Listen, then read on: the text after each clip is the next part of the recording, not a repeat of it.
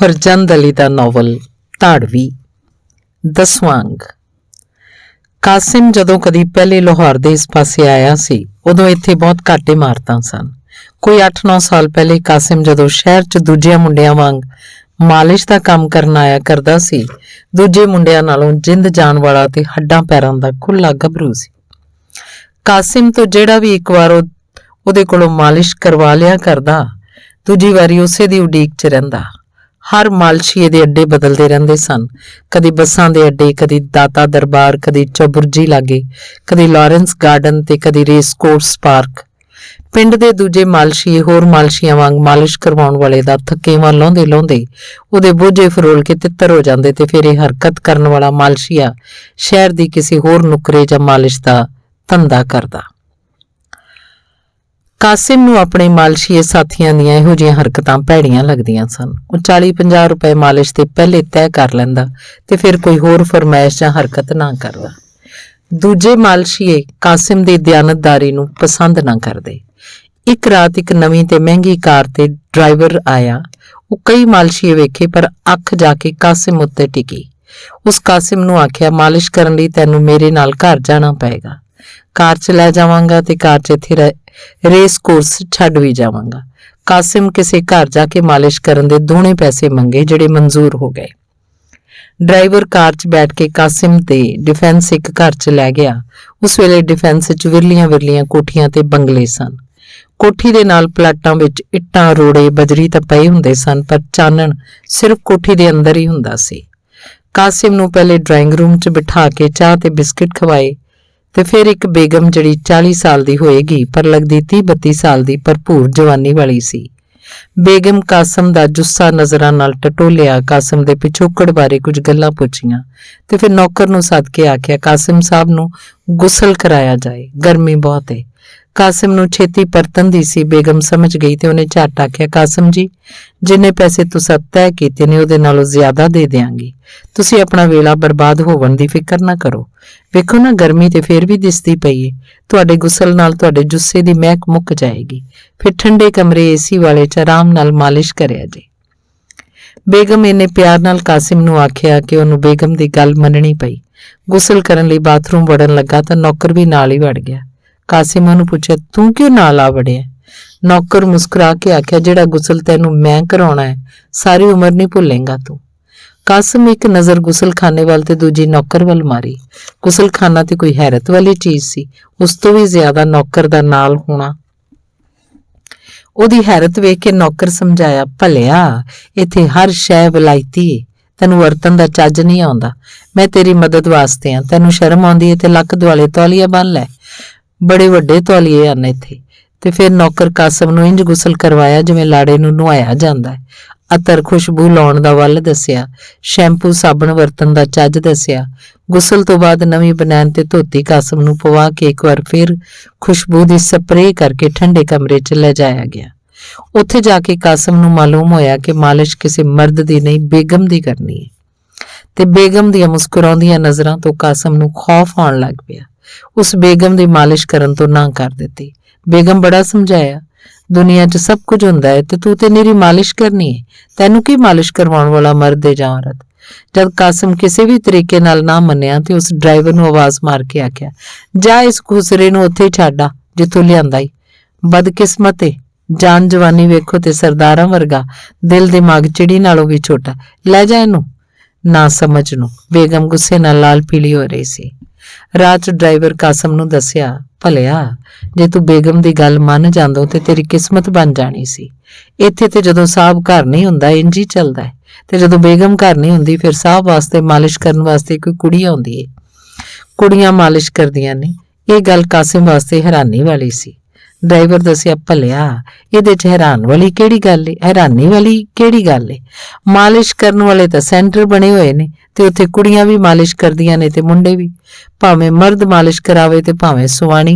इस तबके च सुआणी मर्द दा कोई फर्क नहीं हुंदा। हर किसी नूं अपनी मर्जी करन दा हक हुंदा है। कासिम नूं ये सारा कुछ बुरा लग रहा सी। उस सारे राह इक्को ही गल कीती, गोली मारो अजे हक नूं। ਤੇ ਡਰਾਈਵਰ ਨੇ ਹੱਸ ਕੇ ਕਾਸਿਮ ਦਾ ਮਜ਼ਾਕ ਉਡਾਇਆ। ਅਸੀਂ ਮਾੜੇ ਤੇ ਅਨਪੜ੍ਹ ਲੋਕ ਹੀ ਇਹੋ ਜਿਹੀਆਂ ਗੱਲਾਂ ਵੱਲ ਧਿਆਨ ਦਿੰਦੇ ਆ। ਇਹ ਪੈਸੇ ਵਾਲੇ ਸਾਨੂੰ ਜਾਨਵਰ ਸਮਝਦੇ ਨੇ। ਲੈ, ਇਹ ਫੁੱਟ ਕਾਰਡ ਹੀ, ਇਹਦੇ ਤੇ ਬੇਗਮ ਦਾ ਫੋਨ ਨੰਬਰ ਤੇ ਪਤਾ ਲਿਖਿਆ ਹੋਇਆ ਹੈ। ਜਦੋਂ ਤੇਰਾ ਦਿਲ ਕਰੇ ਰਾਬਤਾ ਕਰ ਲਵੇਂ। ਬੇਗਮ ਸਾਹਿਬਾ ਤੇ ਤੇਰੇ ਉੱਤੇ ਬੜੀ ਰੀਝੀ ਹੋਈ ਹੈ ਤੇ ਚਾਹਵੇਂ ਤਾਂ ਮਾਲੋ ਮਾਲ ਹੋ ਸਕਦਾ ਹੈ। ਕਾਸਿਮ ਕੋਈ ਜਵਾਬ ਨਾ ਦਿੱਤਾ ਤੇ ਰੇਸ ਕੋਰਸ ਆ ਕੇ ਖੁੱਲ ਕੇ ਸਾਹ ਲਿਆ, ਪਰ ਅੰਦਰੋਂ ਅਜੇ ਵੀ ਸ਼ਰਮਿੰਦਾ ਤੇ ਡਰਿਆ ਹੋਇਆ ਸੀ।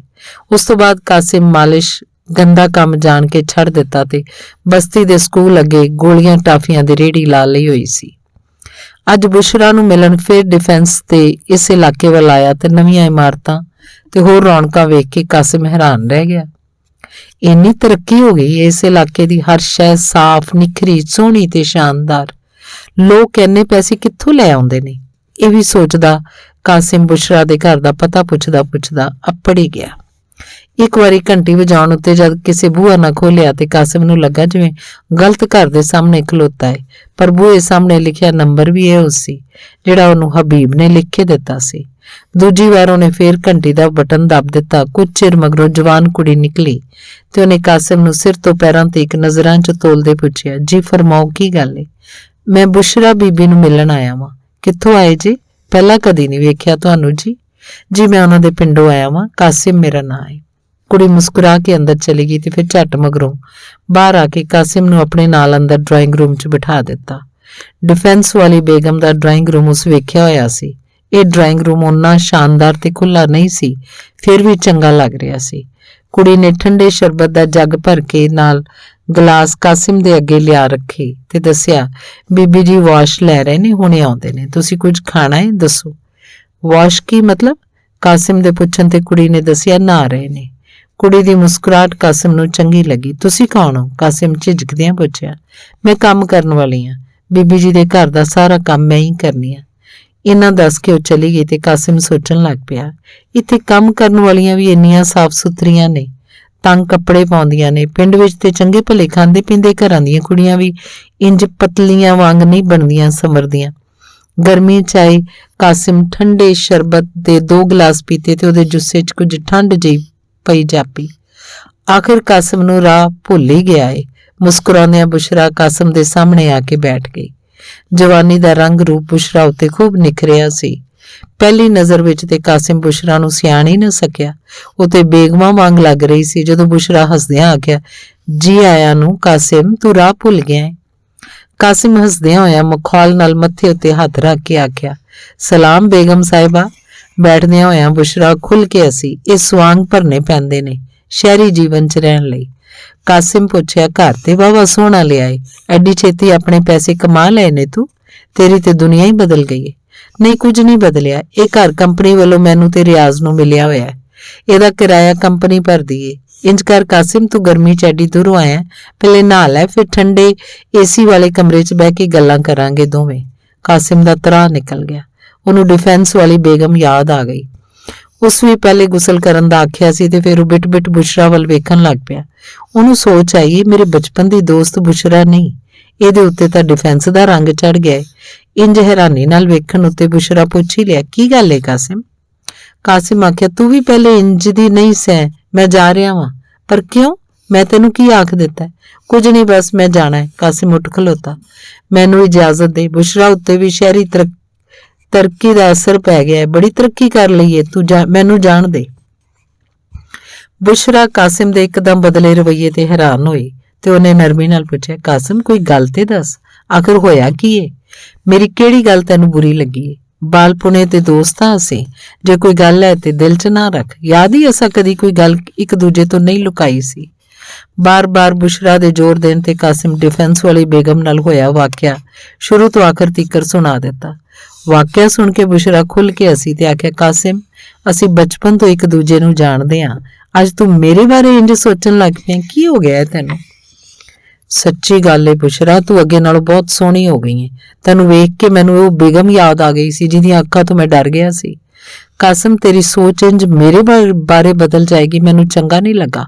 ਸਾਡਾ ਇਤਬਾਰ, ਜਿਹੜਾ ਦੋਸਤੀ ਦਾ ਭਰੋਸਾ ਸੀ, ਕਿੱਥੇ ਗਿਆ? ਮੈਂ ਤੇ ਫਿਰ ਬੁਸ਼ਰਾ ਚੁੱਪ ਕਰ ਗਈ। ਕਾਸਿਮ ਥੋੜਾ ਸ਼ਰਮਿੰਦਾ ਹੋ ਗਿਆ ਤੇ ਆਖਿਆ, ਮੈਂ ਵੀ ਉਹੀ ਆ, ਪਰ ਤੈਨੂੰ ਵੇਖ ਕੇ ਮਨ ਨੇ ਮੈਨੂੰ ਧੋਖਾ ਦਿੱਤਾ, ਮਾਫੀ ਮੰਗਣਾ, ਤੂੰ ਮੈਨੂੰ ਮਾਫ ਕਰ ਦੇ। ਕੋਈ ਗੱਲ ਨਹੀਂ ਕਾਸਿਮ, ਸ਼ਹਿਰ 'ਚ ਇੰਝ ਹੀ ਬੜੇ ਭੁਲੇਖੇ ਪੈਂਦੇ ਨੇ। ਬੰਦਾ ਆਪਣੇ ਪੈਰਾਂ ਉੱਤੇ ਯਕੀਨ ਤੇ ਹਿੰਮਤ ਨਾਲ ਨਾ ਖਲੋਵੇ ਤੇ ਵੱਡੇ ਸ਼ਹਿਰ ਮਧੋਲ ਕੇ ਸੁੱਟ ਦਿੰਦੇ ਨੇ। ਅੱਛਾ ਚੱਲ ਛੱਡ ਸਾਰੀਆਂ, ਬਸਤੀ ਦੀ ਸੁਣਾ, ਖੈਰੀ ਵਸ ਰਹੀ ਏ? ਖੈਰ ਨਾਲ ਵਸਣ ਵਾਲੀ ਕਿਹੜੀ ਗੱਲ ਏ? ਉੱਥੇ ਜਦ ਬਸਤੀ ਵਾਲੇ ਆਪ ਹੀ ਆਪਣਾ ਭਲਾ ਨਹੀਂ ਚਾਹੁੰਦੇ ਤਾਂ ਭਲਾ ਕਿੱਥੋਂ ਹੋਣਾ ਏ? ਜੂਆ ਆਮ ਏ, ਉਹ ਸਾਰੇ ਕੰਮ ਹੁੰਦੇ ਨੇ, ਤੈਨੂੰ ਪਤਾ ਹੀ ਏ। ਮੁੰਡੇ ਨਸ਼ਾ ਵੀ ਕਰਦੇ ਨੇ, ਕੁੜੀਆਂ ਫੈਕਟਰੀ ਕੰਮ ਕਰਨ ਜਾਂਦੀਆਂ ਨੇ ਤੇ ਫਿਰ ਉਹ ਵੀ ਆਪਣੀ ਮਰਜ਼ੀ ਕਰਦੀਆਂ ਨੇ। ਜੂਆ ਖੇਡਦੇ ਤੇ ਨਸ਼ਾ ਕਰਨ ਵਾਲੇ ਮੁੰਡਿਆਂ ਨਾਲ ਛੀਮਾ ਵੀ 2-3 ਵਾਰ ਪੁਲਿਸ ਦੇ ਹੱਥੇ ਚੜਿਆ ਹੈ। ਵੱਡੀ ਚੀਰਾ ਭਰ ਕੇ ਫਿਰ ਉਹ ਵੀ ਉਹੀ ਹਰਕਤਾਂ। ਅਖੇ ਇੱਕ ਹੋਵੇ ਕਮਲਾ ਤੇ ਸਮਝਾਵੇ ਵਿਹੜਾ, ਤੇ ਜੇ ਵਿਹੜਾ ਹੋਵੇ ਕਮਲਾ ਤੇ ਸਮਝਾਵੇ ਕਿਹੜਾ ਵਾਲੀ ਗੱਲ ਬਣੀ ਹੋਈ ਏ। ਮੈਨੂੰ ਤਾਂ ਤੇਰੀ ਮਾਂ ਨੇ ਘੱਲਿਆ ਤੇਰੀ ਖਬਰਸਾਰ ਲੈ ਆਵਾਂ। ਅੱਛਾ, ਬੜੇ ਦਿਨ ਹੋ ਗਏ, ਮੈਂ ਬਸਤੀ ਜਾ ਨਹੀਂ ਸਕੀ, ਦਫ਼ਤਰ 'ਚ ਕੰਮ ਹੀ ਇੰਨਾ ਵੱਧ ਗਿਆ, ਰਾਤ ਦਿਨ ਸਿਰ ਖੁਰਕਣ ਦੀ ਵੇਲ ਨਹੀਂ ਮਿਲਦੀ। ਚੰਗਾ ਹੋਇਆ ਤੂੰ ਆ ਗਿਆ। ਅੰਮਾ, ਅੱਬਾ ਤੇ ਹਬੀਬ ਸੁਖੀ ਵਸਦੇ ਨੇ? ਸਭ ਖੈਰ ਏ ਨਾ? 1-2 ਐਤਵਾਰ ਛੱਡ ਕੇ ਆਵਾਂਗੀ ਬਸ, ਅੱਜ ਦੀ ਛੁੱਟੀ ਕੀਤੀ ਏ, ਕਿੰਨੇ ਐਤਵਾਰਾਂ ਤੋਂ ਬਾਅਦ। ਖੌਰੇ ਤੇਰੀ ਸੂਰਤ ਵੇਖਣੀ ਸੀ, ਇਹ ਕਹਿ ਕੇ ਉਹ ਮੁਸਕਰਾਈ। ਤੈਨੂੰ ਆਪਣੇ ਕੋਲ ਵੇਖ ਕੇ ਮੈਨੂੰ ਚੰਗਾ ਲੱਗ ਰਿਹਾ, ਪਰ ਤੇਰੀ ਮਾਂ ਨੇ ਸੁਨੇਹਾ ਦਿੱਤਾ ਹੈ ਕਿ ਤੂੰ ਅਜੇ ਬਸਤੀ ਨੂੰ ਆਪਣੀ ਸੂਰਤ ਨਾ ਵਿਖਾਈ। ਕਿਉਂ? ਬਸ਼ੀਰਾ ਥੋੜੀ ਜਿਹੀ ਪਰੇਸ਼ਾਨ ਹੋਈ। ਸੂਰਤ ਇੰਨੀ ਭੈੜੀ ਲੱਗਦੀ ਏ ਬਸਤੀ ਵਾਲਿਆਂ ਨੂੰ? ਬਸਤੀ ਵਾਲਿਆਂ ਦਾ ਤੇ ਪਤਾ ਨਹੀਂ, ਤੇਰੇ ਭਰਾਵਾਂ ਨੂੰ ਚੰਗੀ ਨਹੀਂ ਲੱਗਦੀ ਤੇਰੀ ਤਰੱਕੀ ਤੇ ਸੁੱਖ। ਹੌਲੀ ਜੇ ਕਾਸਮ ਆਖਿਆ। ਬੁਸ਼ਰਾ ਇੱਕੋ ਸਾਹ ਭਰਿਆ। ਹਾਂ ਜਾਣਨੀ ਆ ਮੈਂ, ਮੇਰੇ ਭਰਾ ਮੇਰੀਆਂ ਭਰਜਾਈਆਂ ਦੀ ਮੱਤੇ ਲੱਗੇ ਹੋਏ ਨੇ। ਕਾਸਿਮ, ਮੈਂ ਬੜੀ ਭੁੱਖ ਨੰਗ ਵੇਖੀ ਏ, ਨੌਕਰੀ ਮੇਰੀ ਮਜਬੂਰੀ ਬਣ ਗਈ ਏ। ਜਦ ਮੈਂ ਨੌਕਰੀ ਕਰ ਲਈ ਤਾਂ ਫਿਰ ਉੱਥੇ ਕੀ ਤੇ ਇੱਥੇ ਕੀ। ਅਖੇ ਨੱਚਣ ਲੱਗੀ ਤਾਂ ਫਿਰ ਘੁੰਡ ਕਾਹਦਾ? ਤੇਰੇ ਭਰਾ ਤੈਨੂੰ ਖਤਮ ਕਰਨ ਬਾਰੇ ਸੋਚ ਰਹੇ ਨੇ, ਪਤਾ ਹੈ ਮੈਨੂੰ। ਕਾਸਿਮ, ਬਸਤੀ ਦੇ ਨਾਲ ਦੇ ਪੁਰਾਣੇ ਪਿੰਡ 'ਚ ਕੀ ਹੋ ਰਿਹਾ ਮੈਨੂੰ ਪਤਾ ਲੱਗਾ ਹੈ। ਸਾਡੀ ਬਸਤੀ ਦੀਆਂ ਦੋਵੇਂ ਮਸੀਤਾਂ 'ਚ ਤਖਲੀਕ ਦੇ ਨਾਂ ਉੱਤੇ ਤਾਲਿਬਾਨ ਦੇ ਜਥੇ ਆਉਂਦੇ ਨੇ। ਮੌਲਵੀ ਫਜ਼ਲ ਕਰੀਮ ਤੇ ਦੂਜੀ ਮਸੀਤ ਦਾ ਮੌਲਵੀ ਹਸਨ ਦੋਵੇਂ ਤਾਲਿਬਾਨ ਮੌਲਵੀਆਂ ਦੇ ਹਮਦਰਦ ਨੇ। ਕਾਸਿਮ ਨੂੰ ਹੈਰਾਨੀ ਹੋਈ ਤੇ ਬੋਲਿਆ, ਮੈਨੂੰ ਤੇ ਕੁਝ ਨਹੀਂ ਪਤਾ, ਪਰ ਤੈਨੂੰ ਦੂਰ ਰਹਿ ਕੇ ਵੀ ਸਭ ਪਤਾ ਹੈ। ਕਾਸਿਮ, ਦਿਲ ਦੂਰ ਨਾ ਹੋਵਣ ਤਾਂ ਦੂਰੀ ਕੋਈ ਮਾਨੇ ਨਹੀਂ ਰੱਖਦੀ। ਮੈਨੂੰ ਰੋਜ਼ ਦੀ ਖਬਰ ਮਿਲ ਜਾਂਦੀ ਏ। ਬਸਤੀ ਦੇ ਪੁਰਾਣੇ ਪਿੰਡ ਤੇ ਫੈਕਟਰੀ 'ਚ ਕੀ ਹੋ ਰਿਹਾ, ਮੇਰੇ ਬਾਰੇ ਕੀ ਸੋਚਿਆ ਜਾ ਰਿਹਾ। ਅੱਛਾ? ਕਾਸਿਮ ਮਾਂ ਨੇ ਖਿੱਚਰ ਨਜ਼ਰਾਂ ਨਾਲ ਵੇਖਦਿਆਂ ਮਖੌਲ ਨਾਲ ਆਖਿਆ, ਬੜੀ ਪਹੁੰਚ ਏ ਤੇਰੀ, ਫਿਰ ਤੇ ਤੈਨੂੰ ਨੰਬਰਦਾਰਾਂ ਦੀ ਕੁੜੀ ਕਨੀਜ਼ਾ ਬਾਰੇ ਵੀ ਪਤਾ ਹੋਏਗਾ। ਆਖਦੇ ਨੇ ਕਿਸੇ ਪੁਰਾਣੀ ਰੂਹ ਦਾ ਸਾਇਆ ਹੈ ਉਹਦੇ ਉੱਤੇ। ਬੈਠੇ ਬੈਠੇ ਨੂੰ ਦੌਰਾ ਪੈਂਦਾ ਤੇ ਕਿਸੇ ਬਜਰਾ ਦਾ ਨਾਂ ਲੈਂਦੀ ਏ। ਨੰਬਰਦਾਰ ਤਾਂ ਉਸ ਬਜਰਾ ਨੂੰ ਵੱਢ ਸੁੱਟਣ ਲਈ ਲੱਭਦੇ ਫਿਰਦੇ ਨੇ। ਜਾਣਨੀ ਆ ਮੈਂ ਉਸ ਬਜਰਾ ਨੂੰ। ਬੁਸ਼ਰਾ ਨੇ ਮੂੰਹ ਤੇ ਆਈ ਲਿਟ ਨੂੰ ਹੱਥ ਨਾਲ ਹਟਾਇਆ, ਪਰ ਉਹ ਫੇਰ ਮੂੰਹ ਤੇ ਆ ਗਈ। ਕੀ? ਕਾਸਿਮ ਇੱਕਦਮ ਤਰਬ ਗਿਆ। ਤੂੰ ਜਾਣਨੀ ਏ? ਨੰਬਰਦਾਰਾਂ ਸੁਣ ਲਿਆ ਤੇ ਉਹ ਵੀ ਤੇਰੇ ਭਰਾਵਾਂ ਵਾਂਗ ਤੇਰੇ ਵੈਰ ਪੈ ਜਾਣਗੇ। ਨੰਬਰਦਾਰਾਂ ਨੂੰ ਤਾਂ ਖੌਰੇ ਕਦੀ ਬਜਰਾ ਨਾ ਲੱਭੇ, ਪਰ ਮੈਂ ਬਦਕਿਸਮਤ ਆਪਣੇ ਭਰਾਵਾਂ ਹੱਥੋਂ ਬਹੁਤ ਦੁਖੀ ਹਾਂ ਕਾਸਿਮ। ਮੇਰੀਆਂ ਭਰਜਾਈਆਂ ਮੇਰੇ ਭਰਾਵਾਂ ਦੇ ਕੰਨ ਭਰਦੀਆਂ ਰਹਿੰਦੀਆਂ ਨੇ। ਤੇਰੀ ਮਾਂ ਨੇ ਸੁਨੇਹਾ ਦਿੱਤਾ ਹੈ ਕਿ ਅਜੇ ਤੂੰ ਬਸਤੀ ਵੱਲ ਨਾ ਆਵੀਂ। ਬੁਸ਼ਰਾ, ਤੇਰੇ ਬਾਰੇ ਬਸਤੀ 'ਚ ਹੋਰ ਵੀ ਗੱਲਾਂ ਖਿਲ ਰਹੀਆਂ ਹੋਈਆਂ ਨੇ। ਨੰਬਰਦਾਰ ਵਾਜਿਦ ਤੇਰੇ ਭਰਾਵਾਂ ਨੂੰ ਸੁਨੇਹਾ ਘੱਲਿਆ ਹੈ ਕਿ ਉਹਨੂੰ ਮਿਲਣ ਤੇ ਮਿਲ ਕੇ ਤੇਰੇ ਬਾਰੇ ਕੋਈ ਹੱਲ ਸੋਚੀਏ। ਬੁਸ਼ਰਾ ਜਿਹੜੀ ਉਦਾਸੀ ਦੇ ਲੀੜੇ 'ਚ ਸੀ ਬੋਲੀ, ਮੈਨੂੰ ਮਾਲੂਮ ਹੈ ਨੰਬਰਦਾਰ ਵਾਜਿਦ ਮੇਰੇ ਬਾਰੇ ਕੀ ਹੱਲ ਸੋਚਿਆ ਹੈ। ਕੀ ਸੋਚਿਆ? ਤੈਨੂੰ ਇਹ ਤੇ ਪਤਾ ਹੈ ਵਾਜਿਦ ਨੰਬਰਦਾਰ ਪਾਰਲੀਮੈਂਟਰੀ ਸੈਕਟਰੀ ਵੀ ਬਣ ਰਿਹਾ ਹੈ। ਉਹਨੇ ਇੱਕ ਘਿਓ ਦੀ ਮਿੱਲ ਵੀ ਖਰੀਦ ਲਈ ਹੈ ਤੇ 2 ਭਾਈਵਾਲ ਹੋਰ ਨੇ ਉਹਦੇ ਨਾਲ। 2 ਨੰਬਰ ਦਾ ਘਿਓ ਬਣਨ ਲੱਗ ਪਿਆ ਵਾਜਿਦ ਦੀ ਮਿੱਲ 'ਚ। ਕਾਸਿਮ ਨੇ ਨਫ਼ਰਤ ਨਾਲ ਆਖਿਆ, ਜਦ ਪੈਸਾ 2 ਨੰਬਰੀ ਨਾਲ ਆਉਂਦਾ ਹੈ ਤੇ ਫਿਰ ਕੰਮ ਵੀ ਤੇ 2 ਨੰਬਰੀ ਹੀ ਹੋਣੇ ਨੇ। ਤੂੰ ਇਹਤਿਆਤ ਕਰੀ, ਕਨੀਜ਼ਾ ਦਾ ਬਜਰਾ ਤੂੰ ਵੀ ਹੋ ਸਕਣਾ ਹੈ ਕਾਸਿਮ। ਕਾਸਿਮ ਇੱਕਦਮ ਡਰ ਗਿਆ। ਮੈਂ ਕਿਵੇਂ ਬਜਰਾ ਹੋ ਸਕਣਾ ਵਾ? ਫਿਰ ਆਪ ਹੀ ਹੱਸਿਆ ਤੇ ਅੰਦਰਲੇ ਆਪਣੇ ਡਰ ਤੇ ਆਈ ਤਲਖੀ ਭੁਲਾਉਂਦਾ ਹੋਇਆ ਆਖਣ ਲੱਗ ਪਿਆ, ਕਿੱਥੇ ਮੇਰੀ ਔਕਾਤ ਤੇ ਕਿੱਥੇ ਨੰਬਰਦਾਰਾਂ ਦੀ ਕੁੜੀ ਕਨੀਜ਼ਾ। ਬੁਸ਼ਰਾ ਬੜੀ ਸੰਜੀਦਗੀ ਨਾਲ ਬੋਲੀ, ਕਾਸਿਮ ਇਹ ਤੇ ਤੂੰ ਸੁਣਿਆ ਹੀ ਹੋਣਾ ਹੈ, ਤਾਕਤ ਅੰਨੀ ਹੁੰਦੀ ਏ। ਜੇ ਇੱਕ ਤਾਰ ਦੀ ਤਾਕਤ ਦੇ ਨਾਲ ਨਾਲ ਬੰਦੇ ਕੋਲ ਦੌਲਤ ਜਹਾਲਤ ਦੀ ਤਾਕਤ ਆ ਜਾਏ ਤੇ ਫਿਰ ਕੁਝ ਵੀ ਹੋ ਸਕਦਾ ਹੈ। ਤੂੰ ਮੂੰਹ ਮੱਥੇ ਲੱਗਣਾ ਹੈ। ਕਾਸਿਮ ਬੋਲਣ ਲੱਗੇ ਨੂੰ ਬੁਸ਼ਰਾ ਹੱਥ ਦੇ ਇਸ਼ਾਰੇ ਨਾਲ ਚੁੱਪ ਰਹਿਣ ਲਈ ਆਖਿਆ। ਮੁਲਾਜ਼ਮ ਕੁੜੀ ਨਸਰੀਨ ਟਰੇ 'ਚ ਚਾਹ ਦੇ ਨਾਲ ਮਠਿਆਈ ਲਿਆ ਕੇ ਅੱਗੇ ਰੱਖ ਕੇ ਚਲੀ ਗਈ। ਬੁਸ਼ਰਾ ਆਪਣੇ ਹੱਥਾਂ ਨਾਲ ਚਾਹ ਬਣਾਈ ਤੇ ਮਠਿਆਈ ਕਾਸਿਮ ਅੱਗੇ ਨੇੜੇ ਕਰਦੀ ਬੋਲੀ, ਕਾਸਿਮ ਇੱਕ ਤਾਕਤ ਨਸਲੀ ਵੀ ਹੁੰਦੀ ਏ। ਜੇ ਪੈਸੇ 'ਚ ਇੱਕ ਤਾਰ ਵਾਲਿਆਂ ਦੇ ਘਰ ਕੋਈ ਪਾਗਲ ਜਾਂ ਖੁਸਰਾ ਵੀ ਜੰਮ ਪਵੇ ਤਾਂ ਉਹ ਵੀ ਤਾਕਤ ਵਾਲਾ ਹੀ ਹੁੰਦਾ ਹੈ। ਦੌਲਤ ਇੱਕ ਤਾਰ ਨਸਲੀ ਤਾਕਤ ਤੇ ਜਹਾਲਤ ਵਰਗੀਆਂ ਚਾਰੇ ਤਾਕਤਾਂ ਇੱਕ ਥਾਂ ਇਕੱਠੀਆਂ ਹੋ ਜਾਵਣ ਤਾਂ ਖੈਰ ਦੀ ਆਸ ਨਹੀਂ ਰੱਖਣੀ ਚਾਹੀਦੀ। ਨੰਬਰਦਾਰਾਂ ਕੋਲ ਨਸਲੀ ਤਾਕਤ ਵੀ ਏ, ਇੱਕ ਤਾਰ ਦੌਲਤ ਤੇ ਜਹਾਲਤ ਵੀ। ਜਦ ਸਦੀਆਂ ਤੋਂ ਨਸਲ ਦਰ ਨਸਲ ਆਉਂਦੀ ਏ ਤੇ ਧਾੜਵੀ ਰਵੱਈਆ ਉਹਨਾਂ ਦਾ ਇਮਾਨ ਬਣ ਗਿਆ ਹੋਇਆ ਤੇ ਫਿਰ ਧਾੜਵੀ ਨਸਲ ਪੂਰੇ ਖਿੱਤੇ 'ਚ ਖਿਲਰੀ ਹੋਈ ਏ। ਮੁਲਕ ਦੇ ਪੂਰੇ ਵਸਾਇਲ ਤੇ ਇੱਕ ਤਾਰ ਇਹਨਾਂ ਦੇ ਕਬਜ਼ੇ 'ਚ ਨੇ ਤੇ ਤੈਨੂੰ ਮੈਨੂੰ ਹੋਰ ਮੇਰੇ ਵਰਗੀਆਂ ਨੂੰ ਸੋਚ ਸਮਝ ਕੇ ਜਿਉਣਾ ਪਏਗਾ, ਨਹੀਂ ਤੇ ਜਹਾਲਤ ਸਾਨੂੰ ਮਧੋਲ ਕੇ ਮਾਰ ਸੁੱਟੇਗੀ। ਕਾਸਿਮ ਤੇ ਬਜਰਾ ਬਾਰੇ ਜਾਣਨਾ ਚਾਹੁੰਦਾ ਸੀ ਪਰ ਬੁਸ਼ਰਾ ਦੀਆਂ ਗੱਲਾਂ ਉਹਨੂੰ ਭੰਬਲ ਭੂਸੇ 'ਚ ਪਾ ਦਿੱਤਾ। ਬੁਸ਼ਰਾ ਫੇਰ ਆਖਿਆ, ਆਪੇ ਹੀ ਸੋਚ ਕਾਸਿਮ, ਇਹ ਧਾੜਵੀ ਰਵੱਈਆ ਤੇ ਹੋਰ ਕੀ ਏ? ਜੇ ਇੱਕ ਇਨਸਾਨ ਕਿਸੇ ਦੂਜੇ ਇਨਸਾਨ ਨੂੰ ਪਸੰਦ ਕਰਦਾ ਹੈ ਤੇ ਲੋਕ ਕਿਉਂ ਉਹਦੇ ਵੈਰ ਪੈ ਜਾਂਦੇ ਨੇ? ਇਹ ਧਾੜਵੀ ਰਵੱਈਆ ਪੂਰੇ ਮੁਲਕ ਨੂੰ ਬਰਬਾਦ ਕਰ ਛੱਡੇਗਾ। ਪਰੇ ਤੇ ਜੱਗ ਦੀ ਰੀਤ ਤੇ ਮਾਪੇ ਗੈਰਤ ਵਿੱਚ ਆ ਕੇ ਕੁਝ ਵੀ ਕਰ ਸਕਦੇ ਨੇ। ਨਹੀਂ, ਇਹ ਰੀਤਾਂ ਰਿਵਾਜ ਵੀ ਤੇ ਤਾਕਤ ਵਾਲਿਆਂ ਦੇ ਬਣੇ ਹੋਏ ਨੇ। ਮਤਲਬ ਇਹ ਤਾਕਤ ਵਾਲੇ ਜੋ ਮਰਜ਼ੀ ਕਰਨ, ਆਮ ਲੋਕ ਕਰਨ ਦਾ ਜੁਰਮ।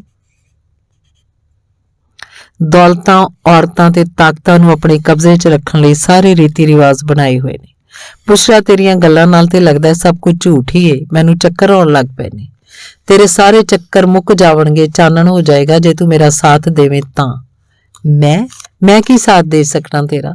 ਮੇਰੇ ਕੋਲ ਕੀ ਏ? ਕਾਸਿਮ ਤਲਖੀ ਨਾਲ ਮੁਸਕਰਾਇਆ। ਮੁਹੱਬਤ ਭਰੀ ਤੇ ਸਾਫ਼ ਨੀਅਤ ਏ ਤੇਰੇ ਕੋਲ ਕਾਸਿਮ।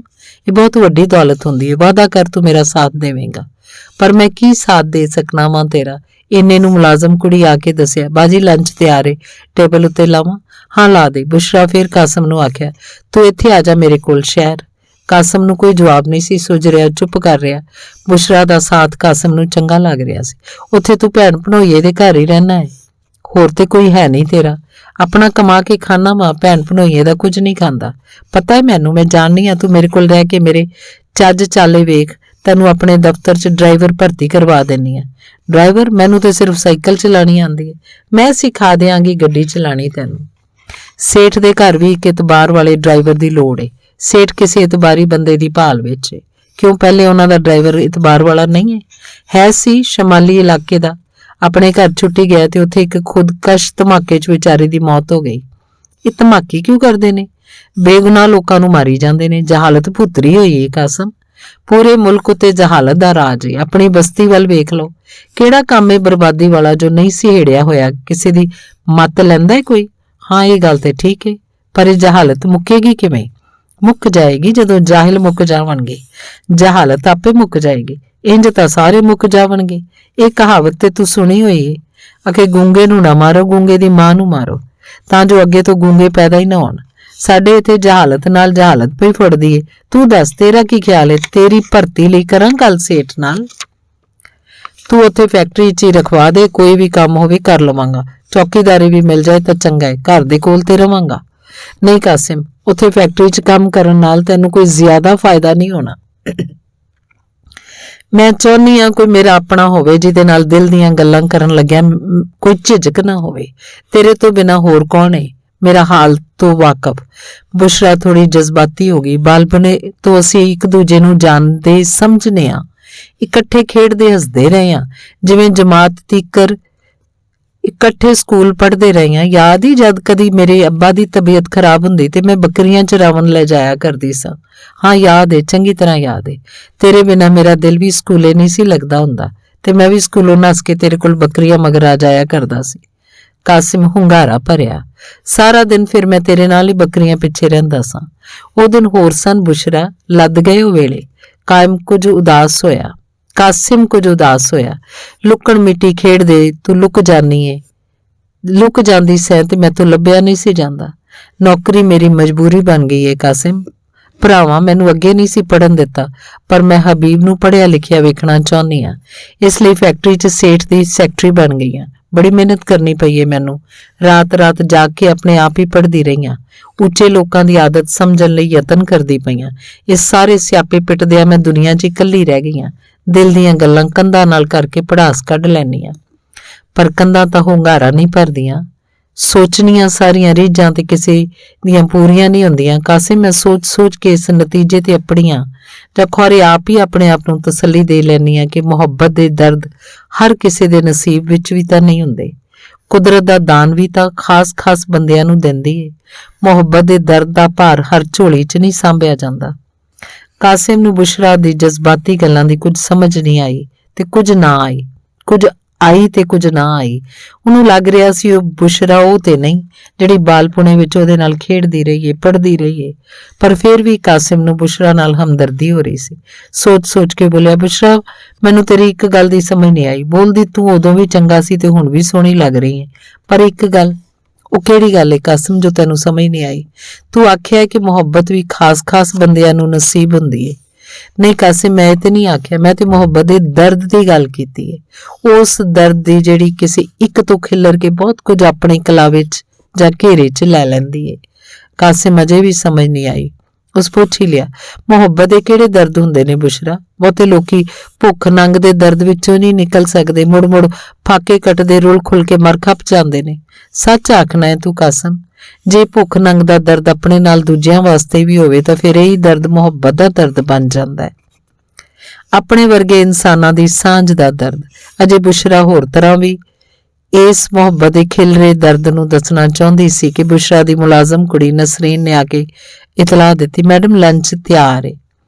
ਮੁਸਕਰਾਉਂਦੀ ਨਸਰੀਨ ਕਾਸਿਮ ਨੂੰ ਬੜੀ ਸੋਹਣੀ ਲੱਗ ਰਹੀ ਸੀ। ਹੁਣ ਬੁਸ਼ਰਾ ਵੀ ਲੰਚ ਵਾਸਤੇ ਤਿਆਰ ਸੀ। ਬੋਲੀ, ਚੱਲ ਕਾਸਿਮ ਪਹਿਲਾਂ ਕੁਝ ਖਾ ਲੈ, ਬਾਕੀ ਗੱਲਾਂ ਫੇਰ ਕਰ ਲਵਾਂਗੇ। ਬੁਸ਼ਰਾ ਮੁਸਕਰਾਉਂਦੀ ਕਾਸਿਮ ਨੂੰ ਬਾਹੋਂ ਫੜ ਕੇ ਉਠਾਇਆ ਤੇ ਆਪਣੇ ਨਾਲ ਲੰਚ ਵਾਸਤੇ ਦੂਜੇ ਕਮਰੇ 'ਚ ਲੈ ਗਈ। ਦੂਜੇ ਕਮਰੇ 'ਚ ਮੇਜ਼ ਉੱਤੇ ਖਾਣਾ ਤਿਆਰ ਰੱਖਿਆ ਵੇਖ ਕਾਸਿਮ ਹੈਰਾਨ ਹੋਇਆ। ਗੋਸ਼ਤ ਕਈ ਕਿਸਮਾਂ ਦਾ, ਕੀਮਾ, ਸਬਜ਼ੀ ਵਾਲਾ ਭੁੱਜਿਆ ਹੋਇਆ, ਸ਼ੋਰੇ ਵਾਲਾ, ਰੋਟੀਆਂ, ਨਾਨ, ਸਬਜ਼ੀ ਕਈ ਕਿਸਮਾਂ ਦੀ, ਸਲਾਦ, ਦਾਲ, ਦਹੀਂ, ਚੌਲ ਤੇ ਹੋਰ ਬਹੁਤ ਕੁਝ। ਬੁਸ਼ਰਾ ਆਪਣੇ ਹੱਥ ਨਾਲ ਪਲੇਟ ਚੁੱਕ ਕੇ ਕਾਸਿਮ ਨੂੰ ਫੜਾਈ ਤੇ ਆਖਿਆ, ਖਾ ਜੋ ਜੀ ਕਰਦਾ ਹੈ। ਨਸਰੀਨ ਗਰਮ ਫੁਲਕੇ ਨਾਲ ਲਈ ਆਏਗੀ। ਕਾਸਿਮ ਇੱਕ ਪਲੇਟ 'ਚ ਥੋੜਾ ਜਿਹਾ ਗੋਸ਼ਤ ਪਾਇਆ ਤੇ ਨਾਨ ਚੁੱਕ ਕੇ ਖਾਂਦਿਆਂ ਪੁੱਛਿਆ, ਤੇਰਾ ਮੀਆਂ ਰਿਆਜ਼ ਨਹੀਂ ਕਰ? ਬੁਸ਼ਰਾ ਜਦ ਇਹ ਦੱਸਿਆ ਤਾਂ ਰਿਆਜ਼ ਮੈਡਮ ਸਦਫ ਨਾਲ ਯੂਰਪ ਦੀ ਸੈਰ ਲਈ ਗਏ ਹੋਏ ਨੇ ਤੇ ਕਾਸਿਮ ਨੂੰ ਹੈਰਾਨੀ ਹੋਈ। ਬੁਸ਼ਰਾ ਉਹਦੀ ਹੈਰਾਨੀ ਤਾੜ ਕੇ ਬੋਲੀ, ਤੂੰ ਸੋਚ ਰਿਹਾ ਹੋਏਗਾ ਮੈਡਮ ਇਕੱਲੀ ਰਿਆਜ਼ ਨੂੰ ਨਾਲ ਲੈ ਗਈ ਏ।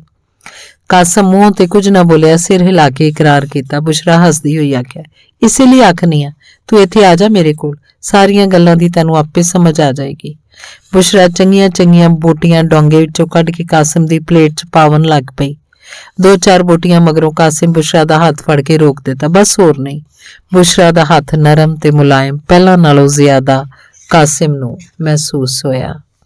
ਧੰਨਵਾਦ। ਅੰਗ 11ਵਾਂ। ਕੱਚੇ ਵਿਹੜੇ ਦੀ ਸਫਾਈ ਕਰਦੀ ਤੇ ਬੁੱਕ ਕਰ ਦਿੰਦੀ ਨੂਰਾ ਨੂੰ ਖਿੱਚ ਚੜ ਰਹੀ ਸੀ। ਉਹ ਸੋਚਦੀ ਰੋਜ਼ ਘੱਟਾ ਮਿੱਟੀ ਕਿੱਥੋਂ ਆ ਗਿਰਦਾ ਹੈ। ਛੱਜਾਂ ਦੇ ਛੱਜ ਹੁੰਝ ਕੇ ਬਾਹਰ ਸੁੱਟਣੀਆਂ ਤੇ ਅਗਲੇ ਦਿਨ ਫੇਰ ਦੁਨ ਸਵਾਇਆ ਹੋ ਜਾਂਦਾ ਹੈ। ਲੱਗਦਾ ਹੈ ਘੱਟਾ ਹੁੰਝਦਿਆਂ ਤੇ ਫੱਕਦਿਆਂ ਹਯਾਤੀ ਮੁੱਕ ਜਾਣੀ ਹੈ। ਬੌਕਰ ਮਗਰੋਂ ਅਜੇ ਨੂਰਾਂ ਲੱਥੇ ਲੀੜੇ ਧੋਣੇ ਸਨ ਤੇ ਰਾਤ ਦੀ ਹਾਂਡੀ ਵਾਸਤੇ ਬਾਹਰ ਪਹਿਲੀਆਂ ਬੰਨਿਆਂ ਤੋਂ ਸਾਗ ਤੋੜ ਕੇ ਲਿਆਣਾ ਸੀ। ਸਰੋਂ ਦਾ ਸਾਗ ਤਾਂ ਛੇਤੀ ਮਿਲ ਜਾਂਦਾ, ਪਰ ਬਾਥੂ ਦੀ ਮੁੱਠ ਲੱਭਣ 'ਚ ਕਈ ਪਹਿਲੀਆਂ ਬੰਨੇ ਫਿਰਨੇ ਪੈਂਦੇ ਨੇ ਤੇ ਬਾਥੂ ਬਿਨਾਂ ਸਰੋਂ ਦੇ ਸਾਗ ਦਾ ਸਵਾਦ ਵੀ ਕੋਈ ਨਹੀਂ ਹੁੰਦਾ। ਤੇ ਨੂਰਾ ਇਹੋ ਜਿਹੀਆਂ ਸੋਚਾਂ ਦੀ ਤਲਖੀ ਝੱਲਦੀ ਬੌਕਰ ਬੁਹਾਰੀ ਕਰ ਰਹੀ ਸੀ। ਅਚਨਚੇਤ ਉਹਦੀ ਧੀ ਰੱਜੋ ਬਾਹਰ ਵੱਲੋਂ ਕਾਲੀ ਨਾਲ ਆਈ ਤੇ ਆਉਂਦਿਆਂ ਵਿਹੜੇ 'ਚ ਡੱਠੀ ਮੰਜੀ ਤੇ ਜਿਵੇਂ ਡਿੱਗੀ ਪਈ, ਡਿੱਗਦਿਆਂ ਸਾਰੀ ਜਿਵੇਂ ਬੇਹੋਸ਼ ਹੋ ਗਈ ਹੋਵੇ। ਤੇ ਨੂਰਾ ਨੂੰ ਝੂਟਾ ਜਿਹਾ ਆਇਆ ਜਿਵੇਂ ਉਹਦੇ ਖਾਨਿਓਂ ਨਿਕਲ ਗਈ ਹੋਵੇ। ਧੀ ਦੀ ਹਾਲਤ ਉੱਤੇ ਘਬਰਾ ਗਈ, ਉਹ ਡਰ ਗਈ। ਬੌਕਰ ਸੁੱਟ ਕੇ ਧੀ ਦੀ ਮੰਜੀ ਨੂੰ ਆ ਚੰਬੜੀ। ਰੱਜੋ ਕੀ ਹੋਇਆ ਧੀਏ, ਕੁਝ ਦੱਸ ਮੈਨੂੰ। ਰੱਜੋ ਬੇਹੋਸ਼ੀ ਦੀ ਹਾਲਤ ਵਿੱਚ ਬੁੜਬੁੜਾਉਣ ਲੱਗ ਪਈ। ਜਾ ਚਲਾ ਜਾ ਬਜਰਾ, ਅਜੇ ਮਿਲਣ ਦਾ ਵੇਲਾ ਨਹੀਂ ਆਇਆ। ਤੇਰੀ ਮੇਰੀ ਜਾਨ ਦੇ ਦੁਸ਼ਮਣ ਪਹਿਰੇ ਲਾ ਕੇ ਬੈਠੇ ਹੋਏ ਨੇ। ਪੂਰੀ ਜੂਹ 'ਚ ਧਾੜਵੀ ਨਸਲ ਖਿਲਰੀ ਪਈ ਏ ਤੇ ਹਰ ਉਸ ਮਾਨਵ ਦੀ ਭਾਲ ਕਰਦੇ ਰਹਿੰਦੇ ਨੇ ਜਿਹੜਾ ਮੁਹੱਬਤ ਤੇ ਇਨਸਾਫ ਦੀ ਗੱਲ ਕਰੇ। ਉਹਨੂੰ ਵੱਢ ਸੁੱਟਦੇ ਨੇ। ਇਹਨਾਂ ਤੈਨੂੰ ਵੀ ਵੱਢ ਦੇਣਾ ਹੈ ਤੇ ਮੈਨੂੰ ਵੀ ਕੈਦ ਹੀ ਰੱਖਣਾ। ਜਾ ਚਵਲਾ, ਜਾ ਬਜਰਾ। ਨੂਰਾ ਖੌਫ ਤੇ ਹੈਰਾਨੀ ਨਾਲ ਰੱਜੋ ਦੀ ਬੁੜਬੁੜਾਹਟ ਸੁਣਦੀ ਰਹੀ। ਰੱਜੋ ਬੋਲੀ, ਪਤਾ ਹੀ ਉਦੋਂ ਇੱਕ ਰਾਜੇ ਆਜ਼ਮ ਪੂਰੀ ਵਸਤੀ ਵਿੱਚ ਮਨਾਹੀ ਕੀਤੀ ਹੋਈ ਸੀ ਕਿ ਰਾਤ ਨੂੰ ਰੌਸ਼ਨੀ ਕਰਨ ਦਾ ਹੱਕ ਸਿਰਫ ਰਾਜੇ ਤੇ ਉਹਦੇ ਵਜ਼ੀਰਾਂ ਦੇ ਘਰਾਂ ਨੂੰ ਹੈ। ਹੋਰ ਕਿਸੇ ਵਾਸਤੇ ਬਸਤੀ ਵਾਲੇ ਨੂੰ ਦੀਵਾ ਬੱਤੀ ਜਗਾਉਣ ਦਾ ਹੱਕ ਨਹੀਂ ਸੀ ਤੇ ਨਾ ਹੀ ਕੋਈ ਹੋਰ ਲੋਕ ਕਰਨ ਦੀ ਜੁਰਤ ਕਰੇ। ਸ਼ਾਮ ਤੋਂ ਪਹਿਲੇ ਹੀ ਰੋਟੀ ਟੁੱਕਰ ਲਈ ਅੱਗ ਬਾਲਣ ਦੀ ਇਜਾਜ਼ਤ ਸੀ, ਬਾਅਦ ਵਿੱਚ ਨਹੀਂ। ਲੋਕ ਵੀ ਹਨੇਰੇ ਦੇ ਆਦੀ ਹੋ ਗਏ ਸਨ, ਪਰ ਉਸ ਰਾਤ ਤੱਕ ਗਹੇਲੀ ਨੂੰ ਉਹਦਾ ਮਿੱਤਰ ਮਿਲਣ ਆਉਣਾ ਸੀ। ਗਹੇਲੀ ਨੂੰ ਚਿੰਤਾ ਹੋਈ, ਦੀਵਾ ਬਾਲ ਕੇ ਬਨੇਰੇ ਉੱਤੇ ਰੱਖ ਦਿੱਤਾ। ਰਾਜੇ ਦੀ ਲਸ਼ਕਰੀ ਕੁੱਤਿਆਂ ਵਾਂਗ ਘਰ ਘਰ ਲੋਹ ਦੀ ਬੋ ਸੁੰਘਦੇ ਫਿਰਦੇ ਸਨ। ਉਹਨਾਂ ਪੂਰੀ ਬਸਤੀ 'ਚ ਡਰ ਤੇ ਖੌਫ ਦਾ ਜਾਲ ਵਿਛਾਇਆ ਸੀ। ਦੀਵੇ ਦੀ ਲੋਅ ਨਾਲ ਸਾਰੇ ਸ਼ਿਕਾਰੀ ਤਰਬਕ ਗਏ ਸਨ। ਉਹਨਾਂ ਲੋਹ ਦਿੰਦੇ ਦੀਵੇ ਨੂੰ ਬਚਾ ਕੇ ਆਪਣੇ ਕਬਜ਼ੇ 'ਚ ਕਰ ਲਿਆ ਤੇ ਗਹੇਲੀ ਨੂੰ ਕੈਦਨ ਬਣਾ ਲਿਆ। ਸੁਣਦਾ ਪਿਆ ਹੈ ਨਾ ਬਜਰਾ, ਅੱਜ ਵੀ ਗਹੇਲੀ ਦੇ ਮਿੱਤਰਾਂ ਨੂੰ ਵੀ ਲਸ਼ਕਰੀ ਭਾਲਦੇ ਫਿਰਦੇ ਨੇ। ਜਾ ਚਲਾ ਜਾ ਬਜਰਾ, ਧਾੜਵੀਆਂ ਤੈਨੂੰ ਮੈਨੂੰ ਗੱਲਾਂ ਕਰਦਿਆਂ ਵੇਖ ਲਿਆ ਤਾਂ ਉਹਨਾਂ ਤੈਨੂੰ ਵੱਢ ਦੇਣਾ ਹੈ ਤੇ ਮੈਨੂੰ ਕੈਦੀ ਬਣਾ ਰੱਖਣਾ ਹੈ। ਮੇਰੇ ਉੱਤੇ ਹੋਰ ਪਹਿਰੇ ਲੱਗ ਜਾਣੇ ਤੇ ਮੈਂ ਆਪ ਮਿਲਣ ਆਵਾਂਗੀ ਤੈਨੂੰ। ਰੱਜ ਗੱਲਾਂ ਕਰਾਂਗੇ, ਰੌਸ਼ਨੀ ਦੀਆਂ, ਪਿਆਰ ਦੀਆਂ। ਉਦਾਸ ਦਿਨ ਪੂਰੀ ਬਸਤੀ 'ਚ ਚਰਾਗਾਂ ਦਾ ਹੋਏਗਾ ਤੇ ਅਸੀਂ ਸੈਲ ਕਰਾਂਗੇ। ਅਜੇ ਤੇ ਥਾਂ ਥਾਂ ਸੂਲੀ ਟੰਗੀ ਹੋਈ ਏ। ਇੱਕਦਮ ਰੱਜੋ ਚੀਕ ਕੇ ਆਖਿਆ, ਜਾ ਚਲਾ ਜਾ ਬਜਰਾ, ਚਲਾ ਜਾ। ਰੱਜੋ ਇੰਜ ਤੜਫੀ ਜਿਵੇਂ ਡਾਢੀ ਪੀੜ ਕਲੇਜੇ ਉੱਠੀ ਹੋਵੇ। ਰੱਜੋ ਦੀ ਹਾਲਤ ਵੇਖ ਬੇਵਸੀ ਹੋ ਗਈ। ਧੀ ਨੂੰ ਕਲਾਵੇ ਲਿਆ ਤੇ ਰੋਂਦੀ ਪਿਆਰ ਕਰਦੀ ਪੁੱਛਿਆ, ਕੀ ਹੋਇਆ ਰੱਜੋ ਮੇਰੀ ਧੀਏ, ਹੋਇਆ ਕੀ ਏ? ਰੱਜੋ ਹੋਸ਼ 'ਚ ਆ ਕੇ ਬਿਟ ਮਾਂ ਵੱਲ ਤੱਕਦੀ ਬੋਲੀ, ਅੰਮਾ ਤੂੰ ਰੋਵਣੀ ਕਿਉਂ ਪਈ ਹੈ? ਨੂਰਾਂ ਜਿਹੜੀ ਸਮਝ ਰਹੀ ਸੀ ਕਿ ਰੱਜੋ ਕੋਈ ਪੱਕੀ ਥਾਂ ਟੱਪ ਆਈ ਏ, ਕਿਸੇ ਬਾਹਰ ਦੀ ਹਵਾਈ ਸ਼ੈ ਦਾ ਪਰਛਾਵਾਂ ਪੈ ਗਿਆ। ਹੁਣ ਰੱਜੋ ਨੂੰ ਹੋਸ਼ 'ਚ ਵੇਖ ਕੇ ਕੁਝ ਮਤਮੀਨ ਤਾਂ ਹੋਈ, ਪਰ ਅੰਦਰੋਂ ਅਜੇ ਵੀ ਡਰਦੀ ਹੋਈ ਦਿਲੋਂ ਦੁਆ ਮੰਗਦੀ ਰਹੀ ਸੀ, ਰੱਬਾ ਰਹਿਮ ਕਰੇ ਮੇਰੀ ਰੱਜੋ ਤੇ, ਬੜੀ ਸਿਆਣੀ ਏ, ਇਹਨੂੰ ਕੁਝ ਹੋ ਗਿਆ ਤੇ ਮੈਂ ਜਿਉਂਦੀ ਮਰ ਜਾਂਗੀ। ਰੱਜੋ ਫੇਰ ਪੁੱਛਿਆ, ਅੰਮਾ ਕੀ ਗੱਲ ਏ, ਤੂੰ ਹੁਣੇ ਰੋਂਦੀ ਪਈ ਸੈਂ ਤੇ ਹੁਣੇ ਪਰੇਸ਼ਾਨ ਵੀ ਏ, ਕੀ ਹੋਇਆ ਤੈਨੂੰ? ਨੂਰਾਂ ਇੱਕ ਵਾਰ ਫੇਰ ਧੀ ਨੂੰ ਪਿਆਰ ਕੀਤਾ ਤੇ ਆਖਿਆ, ਆਪਣੇ ਦੁੱਖ ਤੂੰ ਮੈਨੂੰ ਦੇ ਦੇ ਰੱਜੋ, ਇਸ ਉਮਰੇ ਮੈਂ ਹੋਰ ਸਦਮਾ ਨਹੀਂ ਸਹਿ ਸਕਦੀ। ਰੱਜੋ ਮਾਂ ਦੀ ਹਾਲਤ ਉੱਤੇ ਅੰਦਰ ਹੀ ਅੰਦਰ ਮੁਸਕਰਾ ਰਹੀ ਸੀ। ਸੋਚ ਰਹੀ ਸੀ, ਮੇਰੀ ਅਦਾਕਾਰੀ ਨੇ ਮਾਂ ਨੂੰ ਵੀ ਭੁਲੇਖੇ ਪਾ ਦਿੱਤਾ। ਸੱਚ ਆਖਦੀ ਏ ਬੀਬੀ ਕਨੀਜ਼ਾ, ਜੇ ਮੈਂ ਮਾਡਲ ਹੁੰਦੀ ਤੇ ਕਮਾਲ ਦੀ ਹੁੰਦੀ। ਨੂਰਾਂ ਨੇ ਫਿਰ ਪੁੱਛਣ ਉੱਤੇ, ਤੈਨੂੰ ਕੀ ਹੋਇਆ ਸੀ ਰੱਜੋ? ਰੱਜੋ ਦੇ ਖਿਆਲਾਂ ਦਾ ਸਿਲਸਿਲਾ ਟੁੱਟ ਗਿਆ ਤੇ ਲਾਡ ਨਾਲ ਮਾਂ ਦੇ ਗਲ 'ਚ ਬਾਂਹ ਪਾ ਕੇ ਆਖਿਆ, ਮੈਨੂੰ ਕੀ ਹੋਣਾ ਸੀ ਮਾਂ, ਕੁਝ ਵੀ ਨਹੀਂ, ਵੇਖ ਲੈ ਤੇਰੇ ਸਾਹਮਣੇ ਚੰਗੀ ਭਲੀ ਆ। ਬਸ ਜ਼ਰਾ ਮੇਰੀ ਅੱਖ ਲੱਗ ਗਈ ਸੀ, ਮੈਂ ਤੇ ਸੁੱਤੀ ਹੋਈ ਸਾਂ। ਮਾਂ ਜਿਹੜੀ ਅਜੇ ਵੀ ਘਾਬਰੀ ਸੀ ਪੁੱਛਣ ਲੱਗੀ, ਰੱਜੋ ਤੂੰ ਕਿਹਦਾ ਨਾਂ ਲੈਂਦੀ ਸੀ?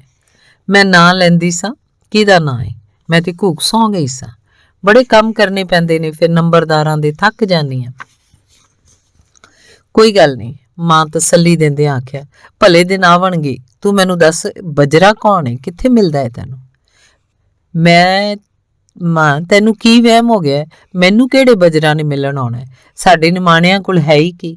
ਫਿਰ ਤੂੰ ਸੁੱਤੀ ਪਈ ਕਿਹਨੂੰ ਆਖਦੀ ਪਈ ਸੀ, ਜਾ ਬਜਰਾ ਚਲਾ ਜਾ? ਰੱਜੋ ਮੁਸਕਰਾਉਂਦੀ ਹੀ ਦੱਸਿਆ, ਮਾਂ ਮੈਂ ਤੇ ਨੰਬਰਦਾਰਾਂ ਦੀ ਧੀ ਕਨੀਜ਼ਾ ਬੀਬੀ ਦੀ ਨਕਲ ਕਰਕੇ ਤੈਨੂੰ ਵਿਖਾ ਰਹੀ ਸਾਂ। ਇੰਜ ਦੌਰਾ ਪੈਂਦਾ ਕਨੀਜ਼ਾ ਬੀਬੀ ਨੂੰ। ਨੰਬਰਦਾਰਾਂ ਦਾ ਖਾਨਦਾਨ ਫਿਕਰਮੰਦ ਹੋ ਗਿਆ ਹੈ। ਧੀ ਦੀ ਗੱਲ ਸੁਣ ਕੇ ਨੂਰਾਂ ਨੂੰ ਰੱਜੋ ਦੀ ਅਦਾਕਾਰੀ ਉੱਤੇ ਹਾਸਾ ਵੀ ਆਇਆ ਤੇ ਚਿੰਤਾ ਵੀ ਹੋਈ। ਸਮਝਾਉਂਦੀ ਹੋਈ ਬੋਲੀ, ਕਿਸੇ ਦੀਆਂ ਸਾਂਗਾਂ ਨਹੀਂ ਲਾਈਦੀਆਂ ਧੀਏ, ਰੱਬ ਕਿਸੇ ਨੂੰ ਐਸੀ ਬਿਮਾਰੀ ਤੋਂ ਬਚਾ ਕੇ ਰੱਖੇ। ਰੱਜੋ ਦੇ ਪੁੱਛਣ ਲੱਗ ਪਈ, ਇਹ ਕਿਹੜੀ ਬਿਮਾਰੀ ਏ ਮਾਂ? ਕਨੀਜ਼ਾ ਬੀਬੀ ਜੋ ਕੁਝ ਸੁੱਤੀ ਹੋਈ ਬੇਹੋਸ਼ੀ ਦੀ ਹਾਲਤ 'ਚ ਬੋਲਦੀ ਏ, ਉਹਨੂੰ ਚੇਤਾ ਹੀ ਨਹੀਂ ਰਹਿੰਦਾ ਤੇ ਨਾ ਹੀ ਉਹ ਮੰਨਦੀ ਏ ਕਿ ਉਹਨੂੰ ਕੋਈ ਦੌਰਾ ਪੈਂਦਾ ਹੈ। ਨੂਰੇ ਧੀ ਨੂੰ ਪਿਆਰ ਕਰਦੀ ਦੱਸਣ ਲੱਗ ਪਈ, ਧੀਏ ਦੁਨੀਆ ਇਸਰਾਰਾਂ ਨਾਲ ਭਰੀ ਪਈ ਏ। ਕੁਝ ਸ਼ੈਆਂ ਬਾਰੇ ਬੰਦਾ ਜਾਣਦਾ ਹੈ, ਕੁਝ ਸ਼ੈਆਂ ਬਾਰੇ ਕੁਝ ਨਹੀਂ ਸਮਝ ਆਉਂਦੀ। ਕਨੀਜ਼ਾ ਚੰਗਾ ਕਰੇ ਤਾਂ ਜਿਹੜਾ ਕੋਈ ਵੀ ਬਜਰਾ ਹੈ ਉਹਨੂੰ ਦੂਰ ਨਸਾ ਦੇਵੇ। ਜੇ ਬਜਰਾ ਨੰਬਰਦਾਰਾਂ ਦੇ ਕਾਬੂ ਆ ਗਿਆ ਤਾਂ ਉਹਨੂੰ ਵੱਢ ਸੁੱਟਣਾ ਹੈ। ਤੇ ਰੱਜੋ ਮਾਂ ਦੀ ਗੱਲ ਨੂੰ ਪੱਕਾ ਕਰਦਿਆਂ ਆਖਿਆ, ਮਾਂ ਬਜਰਾ ਨੂੰ ਫੜਨ ਤੇ ਲੱਭਣ ਲਈ ਨੰਬਰਦਾਰਾਂ ਚੁੱਪ ਚਪੀਤੇ ਕਈ ਤਾੜੂ ਮਤਲਬ ਜਾਸੂਸ ਜੂਹ 'ਚ ਖਿਲਾਰੇ ਹੋਏ ਨੇ, ਥਾਂ ਥਾਂ ਪਹਿਰੇ ਵੀ ਬਿਠਾਏ ਹੋਏ ਨੇ। ਪਰ ਮਾਂ ਇੱਕ ਗੱਲ ਹੈ। ਕੀ? ਨੂਰਾਂ ਦੇ ਮੂੰਹ ਵੱਲ ਵੇਖਿਆ ਤੇ ਪੁੱਛਿਆ, ਮੈਂ ਬੜੇ ਚਿਰਾਂ ਤੋਂ ਕਨੀਜ਼ਾ ਬੀਬੀ ਦੇ ਨਾਲ ਹਾਂ, ਉਹ ਕਿਸੇ ਬਜਰਾ ਨੂੰ ਨਹੀਂ ਜਾਣਦੀ। ਬੇਹੋਸ਼ੀ 'ਚ ਕੀਤੀਆਂ ਗੱਲਾਂ ਵੀ ਉਹਨੂੰ ਯਾਦ ਨਹੀਂ ਰਹਿੰਦੀਆਂ। ਨੂਰਾਂ ਗਹਿਰੀ ਸੋਚ ਤੋਂ ਬਾਅਦ ਬੋਲੀ, ਲੱਗਦਾ ਹੈ ਰਜ਼ੋ ਕਨੀਜ਼ਾ ਬੀਬੀ ਵਿੱਚ ਕੋਈ ਪੁਰਾਣੀ ਰੂਹ ਦਾਖਲ ਹੋ ਗਈ ਏ।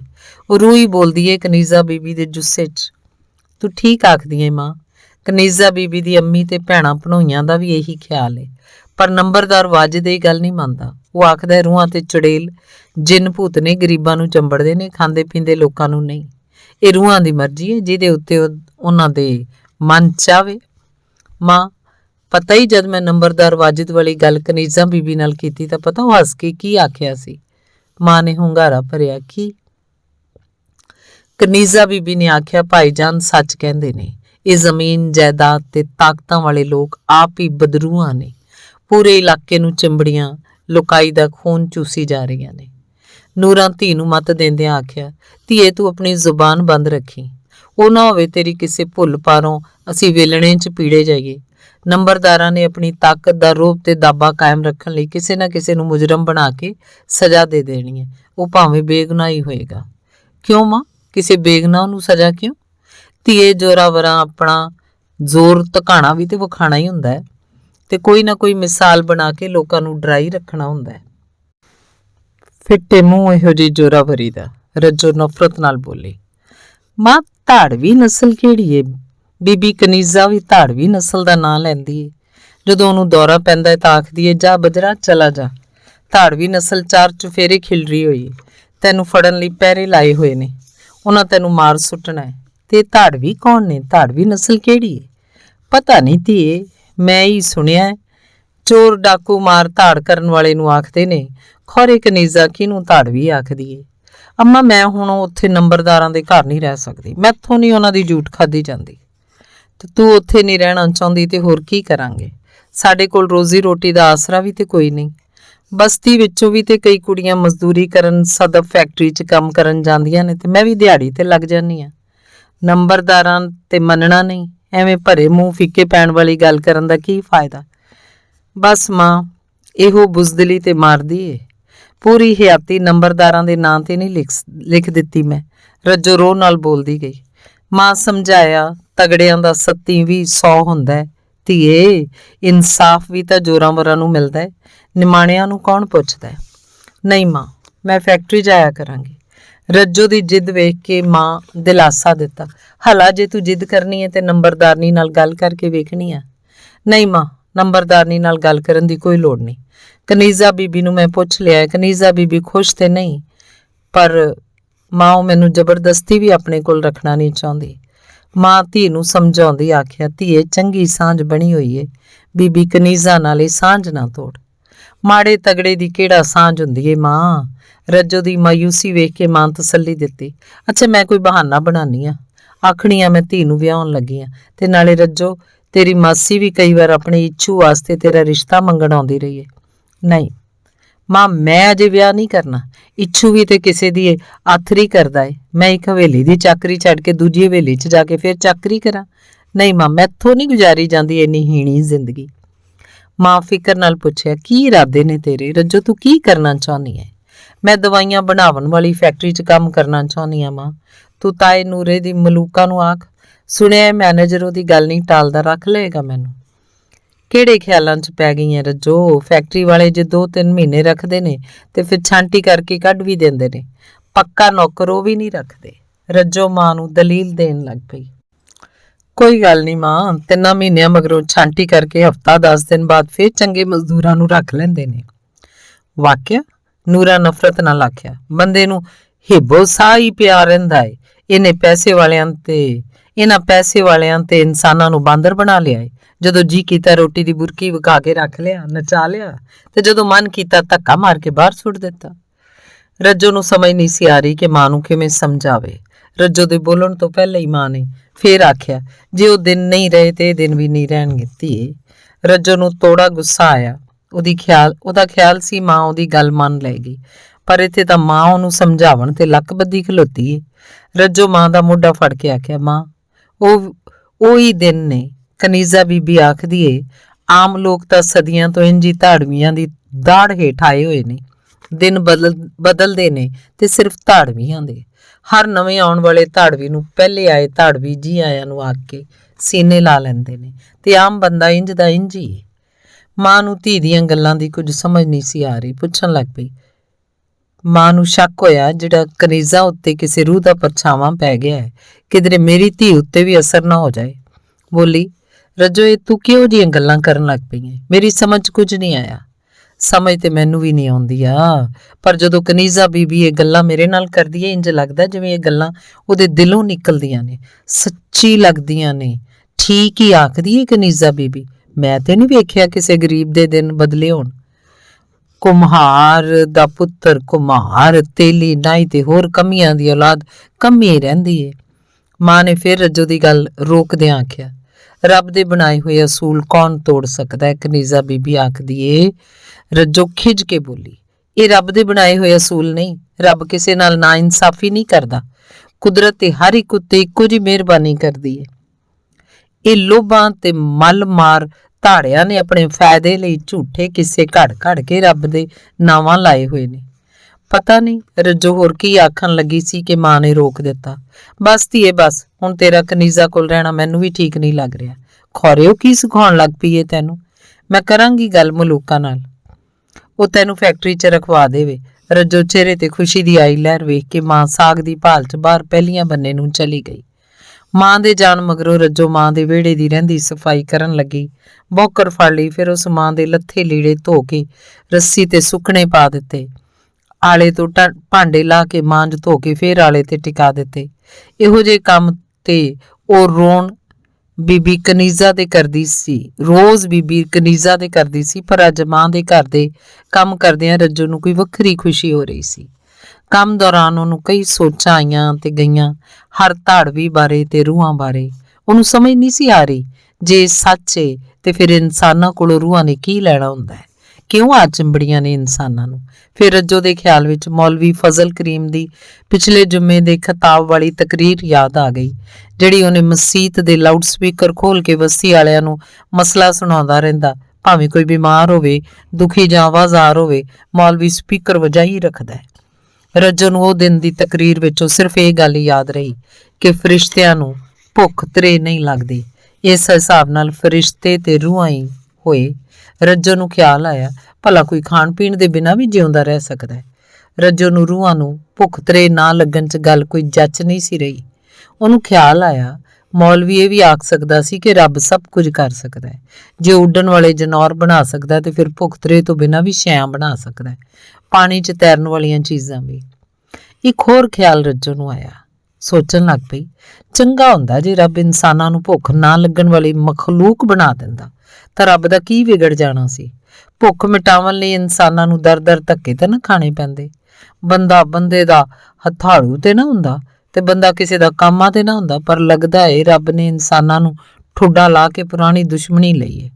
ਮਸਜਿਦ ਦੇ ਲਾਊਡ ਸਪੀਕਰ ਤੋਂ ਅਜ਼ਾਨ ਦੀ ਆਵਾਜ਼ ਸੁਣ ਕੇ ਰੱਜੋ ਤੋਬਾ ਕਰਨ ਲੱਗ ਪਈ। ਉਸ ਕੰਨਾਂ ਨੂੰ ਹੱਥ ਲਾਏ, ਮੇਰੀ ਤੋਬਾ ਰੱਬਾ, ਤੂੰ ਤੇ ਸਭ ਕੁਝ ਜਾਣਨਾ ਏ ਤੇ ਮੈਂ ਵੀ ਬਕੀ ਗਈ ਹਾਂ।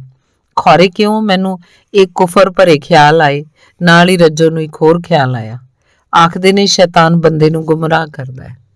ਸ਼ੈਤਾਨ ਵੀ ਤੇ ਕੋਈ ਸ਼ੈ ਹੁੰਦੀ ਹੈ। ਇੱਕ ਤਰ੍ਹਾਂ ਨਾਲ ਸ਼ੈਤਾਨ ਵੀ ਤਾਂ ਰੂਹ ਹੀ ਹੋਇਆ ਨਾ। ਤੇ ਕੁਝ ਦੇਰ ਰੱਜੋ ਸੋਚਿਆ, ਸ਼ੈਤਾਨ ਨੂੰ ਵੀ ਭੁੱਖ ਤਰੇ ਨਹੀਂ ਲੱਗਦੀ, ਰੱਬ ਉਹਦੇ ਉੱਤੇ ਵੀ ਮਿਹਰਬਾਨ ਹੈ। ਫਿਰ ਸੋਚਿਆ, ਇਨਸਾਨਾਂ ਨੂੰ ਗੁੰਮਰਾਹ ਕਰਕੇ ਸ਼ੈਤਾਨ ਨੂੰ ਕੀ ਲੱਭਦਾ ਹੈ? ਅਜ਼ਾਨ ਮੁੱਕੀ ਤਾਂ ਮਸੀਤ ਦੇ ਸਪੀਕਰ 'ਚੋਂ ਆਵਾਜ਼ ਆਈ, ਇੱਕ ਜ਼ਰੂਰੀ ਐਲਾਨ ਸੁਣੋ। ਨਾਲ ਨੂਰਾਂ ਸਾਗ ਲੈ ਕੇ ਵਿਹੜੇ ਆ ਵੜੀ। ਉਸ ਆਖਿਆ, ਲੈ ਫੜ ਸਾਗ ਰੱਜੋ, ਧੋ ਬਣਾ ਕੇ ਪਕਾ ਇਹਨੂੰ। ਤੇ ਮਾਂ ਦੀ ਗੱਲ ਵਿੱਚ ਧਿਆਨ ਕਰਦਿਆਂ ਰੱਜੋ ਮਸੀਤ ਵੱਲੋਂ ਜ਼ਰੂਰੀ ਐਲਾਨ ਨਾ ਸੁਣ ਸਕੀ। ਨਾਲੇ ਦੂਜੀ ਮਸੀਤ ਦੇ ਸਪੀਕਰ 'ਚ ਵੀ ਅਜ਼ਾਨ ਹੋਣ ਲੱਗ ਪਈ ਸੀ। ਕਿਸੇ ਨੂੰ ਕੁਝ ਸਮਝ ਨਹੀਂ ਆਇਆ। ਦੋਵਾਂ ਸਪੀਕਰਾਂ ਦੀ ਆਵਾਜ਼ ਰਲ ਮਿਲ ਗਈ ਸੀ। ਅੰਗ 12ਵਾਂ।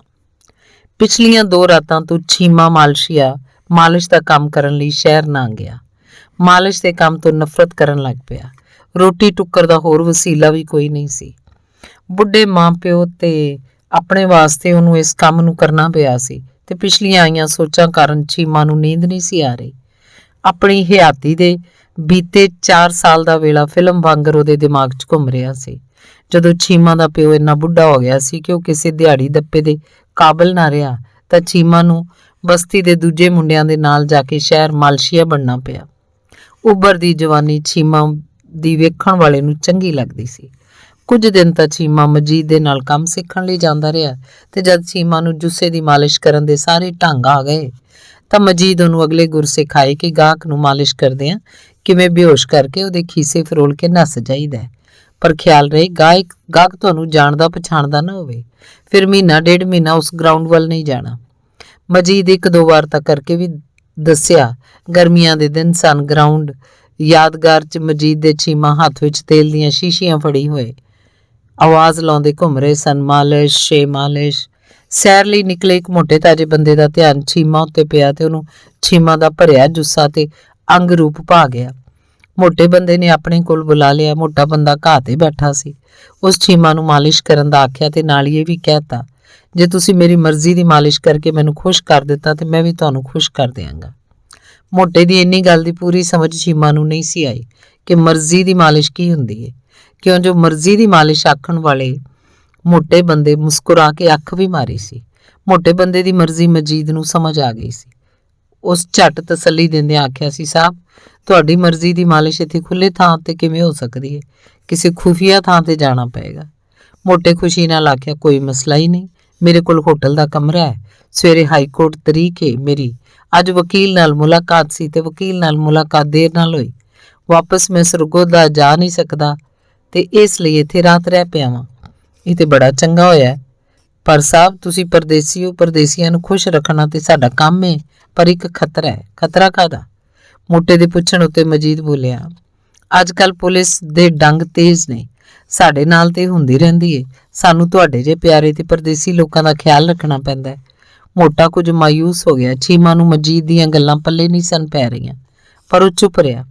ਮਜੀਦ ਫੇਰ ਆਖਿਆ, ਪਰ ਸਾਹਿਬ ਤੁਸੀਂ ਮਾਯੂਸ ਨਾ ਹੋ, ਸਾਡੇ ਕੋਲ ਇੱਕ ਐਸੀ ਖੁਫੀਆ ਥਾਂ ਹੈ ਜਿੱਥੇ ਕਿਸੇ ਪੁਲਿਸ ਦੇ ਛਾਪੇ ਦਾ ਡਰ ਨਹੀਂ ਹੋਏਗਾ, ਪਰ ਤੁਹਾਡੀ ਮਰਜ਼ੀ ਦੀ ਮਾਲਿਸ਼ ਦੇ ਪੈਸੇ 1000 ਤੋਂ ਘੱਟ ਨਹੀਂ ਹੋਣੇ ਤੇ ਮਜ਼ਦੂਰੀ ਅਸੀਂ ਪਹਿਲੇ ਲੈਣੇ ਆ। ਤੁਹਾਨੂੰ ਉੱਥੇ ਅਪੜਾ ਕੇ ਮੈਂ ਪਰਤ ਆਉਣਾ ਹੈ ਤੇ ਤੁਸੀਂ ਭਾਵੇਂ ਸਾਰੀ ਰਾਤ ਮਰਜ਼ੀ ਦੀ ਮਾਲਿਸ਼ ਕਰਵਾਇਆ ਜੇ। ਮੋਟਾ ਖੁਸ਼ ਹੋ ਗਿਆ। ਉਸ ਆਪਣੇ ਬੋਝੇ ਚੋਂ ਭਾਰੀ ਰਕਮ ਕੱਢੀ ਤੇ 1000 ਦਾ ਇੱਕ ਨੋਟ ਮਜੀਦ ਨੂੰ ਫੜਾ ਕੇ ਆਖਿਆ, ਚਲੋ ਕਿੱਥੇ ਜਾਣਾ ਹੈ? ਬਾਕੀ ਰਕਮ ਬੋਝੇ 'ਚ ਪਾਉਂਦਿਆਂ ਮੋਟੇ ਛੀਮਾ ਨੂੰ ਇੱਕ ਵਾਰ ਫੇਰ ਆਪਣੀਆਂ ਗੁਟਕਦੀਆਂ ਅੱਖਾਂ ਨਾਲ ਵੇਖਿਆ। ਮੋਟੇ ਟੈਕਸੀ ਕਿਰਾਏ ਉੱਤੇ ਫੜੀ ਤੇ ਛੀਮਾ ਕੋਲੋਂ ਮਰਜ਼ੀ ਦੀ ਮਾਲਿਸ਼ ਕਰਵਾਉਣ ਲਈ ਟੁਰ ਪਿਆ। ਮਜੀਦ ਆਪਣੀਆਂ ਮਿੱਠੀਆਂ ਤੇ ਵਿਸਾਹ ਭਰੀਆਂ ਗੱਲਾਂ ਨਾਲ ਮੋਟੇ ਨੂੰ ਇੰਜਾਰੇ ਲਾਈ ਰੱਖਿਆ ਕਿ ਮੋਟੇ ਨੂੰ ਪਤਾ ਹੀ ਨਾ ਲੱਗਾ ਕਦੋਂ ਟੈਕਸੀ ਸ਼ਹਿਰੋਂ ਬਾਹਰ ਇੱਕ ਉਜਾੜ ਥਾਂ ਤੇ ਜਾ ਰੁਕੀ। ਮਜੀਦ ਮੋਟੇ ਨੂੰ ਉਤਾਰਦਿਆਂ ਹੋਇਆ ਆਖਿਆ, ਸਾਹਿਬ ਇੱਥੋਂ ਥੋੜਾ ਪੈਦਲ ਚੱਲਾਂਗੇ, ਕੀ ਪਤਾ ਟੈਕਸੀ ਵਾਲਾ ਕੌਣ ਹੈ। ਟੈਕਸੀ ਵਾਲੇ ਨੂੰ ਕਿਰਾਇਆ ਦਵਾ ਕੇ ਵਾਪਸ ਘੱਲ ਦਿੱਤਾ। ਮਜੀਦ ਮੋਟੇ ਨੂੰ ਨਾਲ ਲੈ ਕੇ ਅਜੇ ਸੜਕ ਤੋਂ ਥੋੜੀ ਦੂਰੀ ਗਏ ਹੋਣਗੇ ਕਿ 4 ਡਾਕੂ ਅਚਨਚੇਤ ਸਾਹਮਣੇ ਆ ਗਏ ਤੇ ਉਹਨਾਂ ਤਿੰਨਾਂ ਨੂੰ ਬੇਬਸ ਕਰਕੇ ਸਭ ਕੁਝ ਲੁੱਟ ਲਿਆ। ਮਜੀਦ ਦੇ ਕੋਲ ਮੋਬਾਈਲ ਫੋਨ ਤੇ 150 ਰੁਪਇਆ, ਛੀਮਾ ਕੋਲੋਂ ਸਿਰਫ 50 ਰੁਪਏ ਨਿਕਲੇ, ਵਾਪਸ ਕਿਰਾਏ ਦੇ ਸਨ। ਪਰ ਮੋਟੇ ਕੋਲੋਂ ਮੋਟੀ ਰਕਮ ਤੇ ਮਹਿੰਗਾ ਮੋਬਾਈਲ ਫੋਨ ਖੁੱਸ ਗਿਆ। ਡਾਕੂ ਜਿਵੇਂ ਕਿ ਪੈਦਲ ਆਏ ਸਨ ਉਂਝ ਹੀ ਪੈਦਲ ਗਾਇਬ ਹੋ ਗਏ। ਛੀਮਾ ਨੂੰ ਸਮਝ ਨਹੀਂ ਸੀ ਆ ਰਹੀ ਕਿ ਸਾਡੇ ਨਾਲ ਹੋਇਆ ਕੀ ਹੈ। ਮਜੀਦ ਪਤਾ ਨਹੀਂ 50 ਰੁਪਏ ਕੱਢ ਕੇ ਮੋਟੇ ਨੂੰ ਦਿੰਦਿਆਂ ਆਖਿਆ, ਲਓ ਸਾਹਿਬ ਜੀ, ਤੁਸੀਂ ਤੇ ਆਪਣੇ ਹੋਟਲ ਅਪੜੋ, ਅਸੀਂ ਪੁਲਿਸ 'ਚ ਜਾ ਕੇ ਵਾਰਦਾਤ ਦੀ ਰਿਪੋਰਟ ਲਿਖਵਾਉਣੇ ਆ। ਮੋਟੇ ਦੀਆਂ ਸਾਰੀਆਂ ਸੱਧਰਾਂ ਖੇ ਹੋ ਗਈਆਂ। ਸਵੇਰੇ ਅਦਾਲਤ ਦਾ ਖਰਚ ਤੇ ਮੁਨਸ਼ੀ ਕਲਰਕਾਂ ਦੀਆਂ ਮੰਗਾਂ ਕਿਤੋਂ ਪੂਰੀਆਂ ਹੋਣਗੀਆਂ ਦੀ ਚਿੰਤਾ ਵੱਖਰੀ। ਰਾਬਤਾ ਕਰਨ ਦਾ ਜ਼ਰੀਆ ਮੋਬਾਈਲ ਦਾ ਵੀ ਅਫਸੋਸ ਤੇ ਮੋਟੇ ਦਾ ਦਿਮਾਗ ਡੱਲ ਕਰ ਦਿੱਤਾ। ਕੁਝ ਨਾ ਸਮਝਦਾ ਹੋਇਆ ਸੜਕ ਦੇ ਤੇ ਬੱਸ ਸਟਾਪ ਤੇ ਬੱਸ ਵਿੱਚ ਬਹਿ ਕੇ ਆਪਣੇ ਹੋਟਲ ਰਵਾਨਾ ਹੋ ਗਿਆ। ਛੀਮਾ ਨੂੰ ਮਜੀਦ ਉੱਤੇ ਗੁੱਸਾ ਆ ਰਿਹਾ ਸੀ ਕਿ ਮਜੀਦ ਕੀਤਾ ਕੀ ਹੈ? ਇੱਥੇ ਕਿਹੜੀ ਖੁਫੀਆ ਥਾਂ ਸੀ ਤੇ ਕਾਹਦੇ ਵਾਸਤੇ ਇੱਥੇ ਲਿਆਇਆ ਸੀ ਤੇ ਹੁਣ ਵਾਪਸ ਘਰ ਕਿਵੇਂ ਜਾਵਾਂਗੇ? ਕਿਰਾਇਆ ਤਾਂ ਡਾਕੂ ਖੋ ਕੇ ਲੈ ਗਏ ਨੇ ਤੇ ਉੱਥੇ ਹੀ ਮੋਟੇ ਦੀ ਮਾਲਿਸ਼ ਕਰ ਦਿੰਦੇ ਤਾਂ ਕੁਝ ਮਿਲ ਜਾਂਦਾ। ਕਿੰਨੇ ਹੀ ਸਵਾਲ ਛੀਮਾ ਦੇ ਦਿਮਾਗ 'ਚ ਉੱਭਰੇ, ਪਰ ਉਹ ਮਜੀਦ ਨੂੰ ਆਪਣਾ ਉਸਤਾਦ ਸਮਝਦਾ ਸੀ, ਇਸ ਲਈ ਜ਼ਿਆਦਾ ਗੁੱਸਾ ਪੀ ਗਿਆ। ਪਰ ਉਸ ਵਿੱਚ ਕੁਝ ਜਾਣਨ ਲਈ ਮਜੀਦ ਕੋਲੋਂ ਪੁੱਛਿਆ ਤਾਂ ਮਜੀਦ ਨੇ ਆਖਿਆ, ਹਾਦਸੇ ਵੀ ਹੁੰਦੇ ਰਹਿੰਦੇ ਨੇ, ਸਮਝ ਲੈ ਤੇਰੀ ਸਿਖਲਾਈ ਹੋ ਰਹੀ ਹੈ, ਚੱਲ ਆ ਛੇਤੀ ਨਿਕਲੀਏ, ਹੁਣ ਇਸ ਕਿਸੇ ਭੀੜ 'ਚ ਫਸ ਜਾਈਏ। ਅਗਲੇ ਦਿਨ ਸਵੇਰੇ ਮਜੀਦ ਆ ਕੇ ਅਫਸਰ ਦਾ ਛੀਮਾ ਨੂੰ 2100 ਰੁਪਏ ਦੇ ਕੇ ਆਖਿਆ, ਲੈ ਫੜ, ਮਾਂ ਦੀ ਦਵਾਈ ਲੈ ਆ, ਪਰ ਯਾਦ ਰੱਖੀ 8 ਦਿਨ ਸ਼ਹਿਰ ਨਹੀਂ ਜਾਣਾ ਤੇ ਮਹੀਨਾ 1.5 ਮਹੀਨਾ ਮੀਨਾਰ ਪਾਕਿਸਤਾਨ ਵੱਲ ਨਹੀਂ ਜਾਣਾ। ਕੀ ਮਤਲਬ? ਛੀਮਾ 2100 ਰੁਪਏ ਹੱਥ 'ਚ ਫੜੀ ਪੁੱਛ ਰਿਹਾ ਸੀ। 8 ਦਿਨ ਸ਼ਹਿਰ ਨਹੀਂ ਜਾਣਾ ਤੇ 1.5 ਮਹੀਨਾ ਮੀਨਾਰ ਪਾਕਿਸਤਾਨ ਵੱਲ ਨਹੀਂ ਜਾਣਾ। ਮਜੀਦ ਹੱਸਦਿਆਂ ਦੱਸਿਆ, ਪੈਸੇ ਉਸ ਮੋਟੇ ਕੋਲ ਅਸਾਂ ਲਏ ਸਨ, ਸਾਰਿਆਂ ਨੂੰ ਖਰਚਾ ਕੱਢ ਕੇ 2100 ਰੁਪਏ ਆਏ ਨੇ, ਤੇਰਾ ਹਿੱਸਾ ਤੈਨੂੰ ਦੇ ਦਿੱਤਾ ਹੈ। ਮੇਰਾ ਹਿੱਸਾ? ਹੱਥ 'ਚ ਫੜੇ ਪੈਸਿਆਂ ਨੂੰ ਛੀਮਾ ਨੇ ਵੇਖਿਆ, ਸੋਚਿਆ ਤੇ ਪੁੱਛਿਆ, ਉਹ ਡਾਕੂ ਕਿਧਰੇ ਗੁਲਜ਼ਾਰੀ ਟੋਲੀ ਵਾਲੇ ਤੇ ਨਹੀਂ ਸਨ? ਸ਼ੱਕ ਤੇ ਛੀਮਾ ਨੂੰ ਉਦੋਂ ਵੀ ਪਿਆ ਸੀ ਕਿ ਇਹ ਡਾਕੂ ਨਹੀਂ, ਆਪਣੀ ਬਸਤੀ ਦੇ ਮਾਲਸ਼ੀਏ ਨੇ, ਪਰ ਉਸਤਾਦ ਮਜੀਦ ਦੇ ਹੁੰਦਿਆਂ ਛੀਮਾ ਚੁੱਪ ਹੀ ਰਿਹਾ। ਨਾਲੇ ਹਨੇਰੇ ਕਾਰਨ ਸ਼ੱਕ ਹੀ ਹੋਇਆ ਸੀ, ਯਕੀਨ ਨਹੀਂ। ਛੀਮਾ ਦੀ ਹੈਰਾਨੀ ਤੋਂ ਤੇ ਸੋਚ ਨੂੰ ਵੇਖ ਕੇ ਮਜੀਦ ਉਹਨੂੰ ਚੁੱਪ ਰਹਿਣ ਲਈ ਸਮਝਾਇਆ ਕਿ ਅਜੇ ਤੇ ਤੈਨੂੰ ਹੋਰ ਸਬਕ ਵੀ ਦੇਣੇ ਨੇ, ਕਈ ਹੋਰ ਗੁਰ ਸਮਝਾਉਣੇ ਨੇ, ਸੱਚਾਈ ਤੇ ਇਮਾਨਦਾਰੀ ਨਾਲ ਘਰ ਦਾ ਚੁੱਲ੍ਹਾ ਤੱਤਾ ਨਹੀਂ ਰਹਿ ਸਕਦਾ, ਸਭ ਕੁਝ ਕਰਨਾ ਪੈਂਦਾ ਹੈ। ਪਤਾ ਹੀ ਉਸ ਮੋਟੇ ਬੰਦੇ ਦੀ ਨੀਅਤ ਕੀ ਸੀ? ਕੀ? ਚੀਮਾ ਪੁੱਛਿਆ। ਉਹ ਅਜੇ ਵੀ ਸੋਚ ਰਿਹਾ ਸੀ। ਉਹ ਠਰਕੀ ਸੀ, ਤੇਰੇ ਉੱਤੇ ਰੀਝ ਗਿਆ ਸੀ।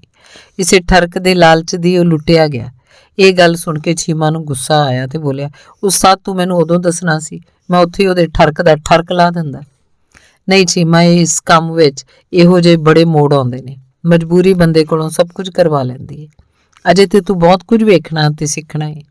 ਬਸ ਤੂੰ ਕਿਸੇ ਨਾਲ ਗੱਲ ਨਹੀਂ ਕਰਨੀ। ਇਹ ਮੱਤ ਦੇ ਕੇ ਮਜੀਦ ਚਲਾ ਗਿਆ ਤੇ ਫਿਰ ਹੌਲੀ ਹੌਲੀ ਮਾਲਿਸ਼ ਦਾ ਕੰਮ ਕਰਦਿਆਂ ਚੀਮਾ ਨੂੰ ਨਸ਼ੇ ਦੀ ਲੱਤ ਵੀ ਪੈ ਗਈ ਹੋਈ ਸੀ ਤੇ ਕਿਸੇ ਗਾਹਕ ਦਾ ਠਰਕ ਪੂਰਾ ਕਰਨ ਲਈ ਚੀਮਾ ਦੀਆਂ ਸਾਰੀਆਂ ਸ਼ਰਮਾਂ ਮੁੱਕ ਗਈਆਂ ਸਨ।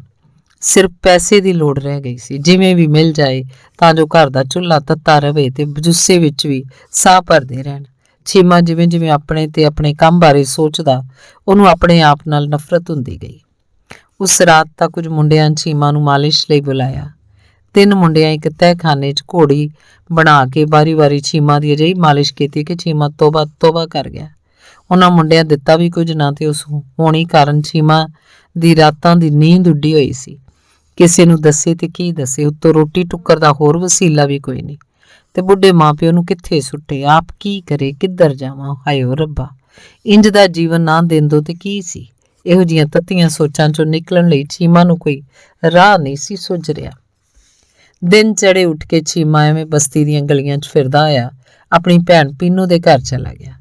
ਭਰਾ ਨੂੰ ਵੇਖ ਕੇ ਪੀਨੂ ਜੀ ਆਇਆਂ ਨੂੰ ਆਖਿਆ ਤੇ ਆ ਕੇ ਮੰਜੀ ਢਾਹ ਦਿੱਤੀ ਤੇ ਕੁਝ ਖਾਣ ਪੀਣ ਲਈ ਪੁੱਛਿਆ। ਚੀਮਾ ਕੁਛ ਨਾਰ ਕਰਨ ਦਾ ਕਹਿ ਦਿੱਤਾ ਤੇ ਜਦ ਭੈਣ ਨੇ ਭਰਾ ਦਾ ਕੰਮ ਕਾਜ ਬਾਰੇ ਪੁੱਛਿਆ ਤਾਂ ਉਦਾਸੀ ਭਰੇ ਲਹਿਜੇ 'ਚ ਦੱਸਿਆ, ਬੜਾ ਗੰਦਾ ਕੰਮ ਹੈ ਮੇਰਾ ਬਾਜੀ, ਕੀ ਦੱਸਾਂ। ਪਾਪੀ ਢਿੱਡ ਵਾਸਤੇ ਵੀਰਾ ਕੁਝ ਨਾ ਕੁਝ ਕਰਨਾ ਹੀ ਪੈਂਦਾ ਹੈ। ਬਸਤੀ ਦੇ ਹੋਰ ਲੋਕੀ ਵੀ ਤਾਂ ਇਹ ਕੰਮ ਕਰਦੇ ਨੇ। ਪੀਨੂ ਨੂੰ ਚਿੰਤਾ ਹੋਈ ਕਿਧਰੇ ਚੀਮਾ ਕੰਮ ਛੱਡ ਹੀ ਨਾ ਦੇਵੇ ਤੇ ਬੁੱਢਾ ਮਾਂ ਪਿਓ ਤੇ ਪਹਿਲੇ ਹੀ ਫਾਕੇ ਰਹਿੰਦੇ ਆ। ਕਦੇ ਕੁਝ ਖਾਣ ਨੂੰ ਮਿਲ ਗਿਆ ਤੇ ਕਦੇ ਕੋਈ ਨਾ। ਤੇ ਪੀਨੂ ਭਰਾ ਨੂੰ ਸਮਝਾਇਆ, ਵੀਰਾ ਹਰ ਕੰਮ 'ਚ ਉੱਚ ਨੀਚ ਤੇ ਹੁੰਦੀ ਰਹਿੰਦੀ ਏ। ਅੱਛਾ ਮੈਂ ਤੇਰੇ ਵਾਸਤੇ ਚਾਹ ਬਣਾਉਣੀ ਆ। ਰਹਿਣ ਦੇ ਚਾਹ ਪਾਣੀ ਬਾਜੀ, ਮੇਰਾ ਦਿਲ ਨਹੀਂ ਕਰਦਾ। ਸੋਚਣਾ ਵਾ ਇੱਥੇ ਕੋਈ ਮਾੜੀ ਮੋਟੀ ਦਿਹਾੜੀ ਲੱਭ ਜਾਏ ਤਾਂ ਚੰਗਾ ਹੋਵੇ। ਇੱਥੇ ਕਿਹੜੀ ਦਿਹਾੜੀ ਏ? ਆਸੇ ਪਾਸੇ ਮਿੱਲਾਂ ਫੈਕਟਰੀਆਂ ਵਿੱਚ ਵੀ ਹੁਣ ਪੜ੍ਹੇ ਲਿਖੇ ਮਜ਼ਦੂਰਾਂ ਨੂੰ ਰੱਖਦੇ ਨੇ, ਉਹ ਵੀ ਬੜੀਆਂ ਮਿੰਨਤਾਂ ਤਰਲੇ ਕਰਨ ਮਗਰੋਂ। ਜਦੋਂ ਕੋਈ ਮਜ਼ਦੂਰ ਲਈ ਥਾਂ ਹੋਵੇ ਤਾਂ ਮੈਂ ਕਹਿੰਦੀ ਆ ਤੂੰ ਬਸਤੀ 'ਚ ਕੋਈ ਹੱਟੀ ਪਾ ਲੈ, ਪਰ ਫਿਰ ਸੋਚਣੀ ਆ ਅਨਪੜ੍ਹ ਦੀ ਹੱਟੀ ਵੀ ਕੋਈ ਨਹੀਂ। ਹੋਰ ਲੋਕ ਲਿਖੇ ਬਿਨਾਂ ਉਧਾਰ ਲੈ ਕੇ ਮੁੱਕਰ ਜਾਂਦੇ ਨੇ ਤੇ ਪੜ੍ਹਿਆ ਹੋਵੇ ਤਾਂ ਬੰਦਾ ਲਿਖ ਤੇ ਲੈਂਦਾ। ਹੱਟੀ ਵਾਸਤੇ ਵੀ ਬਾਜੀ ਬੰਦੇ ਕੋਲ ਆਪਣੀ ਰਾਸ ਹੋਵੇ ਤਾਂ ਹੋਵੇ।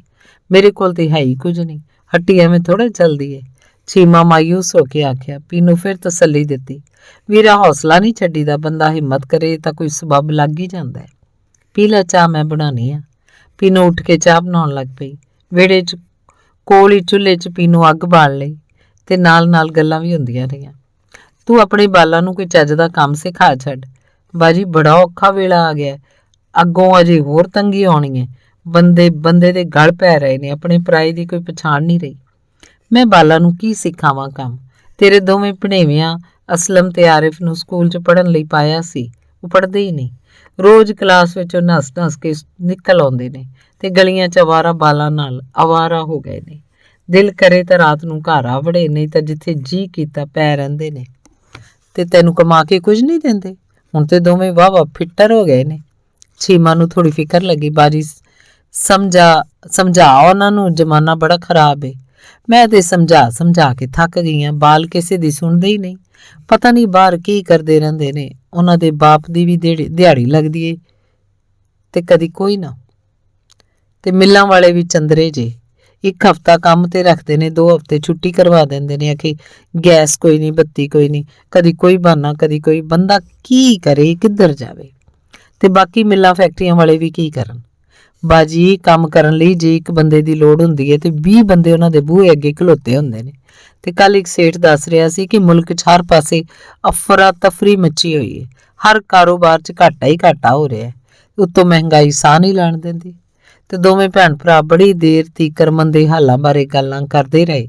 ਫਿਰ ਗੱਲ ਬੁਸ਼ਰਾ ਵੱਲ ਨਿਕਲ ਟੁਰੀ। ਚੀਮਾ ਆਖ ਰਿਹਾ ਸੀ, ਵੇਖ ਲੈ ਕਿਸਮਤ ਦੀ ਗੱਲ ਏ, ਬੁਸ਼ਰਾ ਵਾਹਵਾ ਚੰਗੇ ਕੰਮ ਤੇ ਲੱਗ ਗਈ ਏ। ਸੁਣਿਆ ਉਹਦੀ ਹੱਤੀ ਬੜੀ ਸੌਖੀ ਗੁਜ਼ਰ ਰਹੀ ਏ, ਮਿੱਟੀ ਤੇ ਖੇ ਗੁਜ਼ਰ ਰਹੀ ਏ। ਪੀਨੂ ਨਫ਼ਰਤ ਨਾਲ ਆਖਿਆ, ਬੇਹਿਆ ਮਾਪਿਆਂ ਦਾ ਨੱਕ ਨਮੂਜ਼ ਲਾ ਕੇ ਹੱਥ ਫੜਾ ਦਿੱਤੀ ਏ। ਦੁਨੀਆ ਸਾਨੂੰ ਹੁੱਜੇ ਮਾਰਦੀ ਏ। ਉਸ ਬੇਸ਼ਰਮ ਨੂੰ ਕੀ ਲੱਗੇ ਸਾਡੇ ਨਾਲ ਕੀ ਹੋ ਰਿਹਾ ਹੈ। ਬਾਜੀ ਤੁਸੀਂ ਐਵੇਂ ਲੋਕਾਂ ਦੀਆਂ ਨਾ ਸੁਣਿਆ ਕਰੋ। ਜੇ ਬੁਸ਼ਰਾ ਆਪਣੀ ਮਰਜ਼ੀ ਦਾ ਵਾਰ ਕਰ ਲਿਆ ਤਾਂ ਇਹਦੇ 'ਚ ਬੁਰਾ ਕੀ ਏ? ਇਹ ਤੋਂ ਵੱਧ ਹੋਰ ਬੁਰਾ ਕੀ ਹੁੰਦਾ ਹੈ? ਵਿਆਹ ਤੇ ਰਿਆਜ਼ ਨਾਲ ਕੀਤਾ ਸੂ ਤੇ ਫਿਰਦੀ ਏ ਸੇਠ ਨਾਲ। ਫਿੱਟੇ ਮੂੰਹ ਇਹੋ ਜੀ ਮੰਦੀ ਹਯਾਤੀ ਦੇ। ਪੀਨੋ ਨਫ਼ਰਤ ਨਾਲ ਬੋਲ ਰਹੀ ਸੀ। ਚੀਮਾ ਕੁਝ ਦੇਰ ਚੁੱਪ ਰਹਿਣ ਮਗਰੋਂ ਬੋਲਿਆ, ਬਾਜੀ ਇਹ ਗੱਲਾਂ ਲੋਕੀ ਤੱਕੋ ਤੱਕੀ ਵੀ ਕਰਦੇ ਨੇ। ਦਿਲਾਂ ਦੇ ਭੇਦ ਤੇ ਖੁਦਾ ਹੀ ਜਾਣਦਾ ਹੈ। ਜੇ ਕੋਈ ਐਸੀ ਗੱਲ ਹੁੰਦੀ ਤਾਂ ਰਿਆਜ਼ ਤਲਾਕ ਨਾ ਦੇ ਦਿੰਦਾ ਬੁਸ਼ਰਾ ਨੂੰ। ਰਿਆਜ਼ ਬੇਹਿਆ ਤੇ ਆਪ ਸੇਠ ਦੀ ਵਹੁਟੀ ਨਾਲ ਸੈਰ ਦੇ ਬਹਾਨੇ ਬਾਹਰਲੇ ਮੁਲਕਾਂ ਵਿੱਚ ਲਈ ਫਿਰਦਾ ਹੈ। ਬਸ ਕਰ ਬਾਜੀ, ਲੋਕ ਆਪਣੇ ਕਾਰੋਬਾਰ ਤੇ ਚੰਗੇ ਜੀਵਨ ਵਾਸਤੇ ਮਿਹਨਤਾਂ ਕਰਦੇ ਨੇ, ਇੱਕ ਦੂਜੇ ਦਾ ਸਾਥ ਦਿੰਦੇ ਨੇ। ਅਸੀਂ ਇੱਕ ਦੂਜੇ ਨੂੰ ਆਪ ਹੀ ਬਰਬਾਦ ਕਰਨ ਤੇ ਲੱਕ ਬੰਨੇ ਹੋਏ ਨੇ। ਕਿਸੇ ਨੂੰ ਸੁੱਖ ਨਾਲ ਵਸਣ ਹੀ ਨਹੀਂ ਦਿੰਦੇ।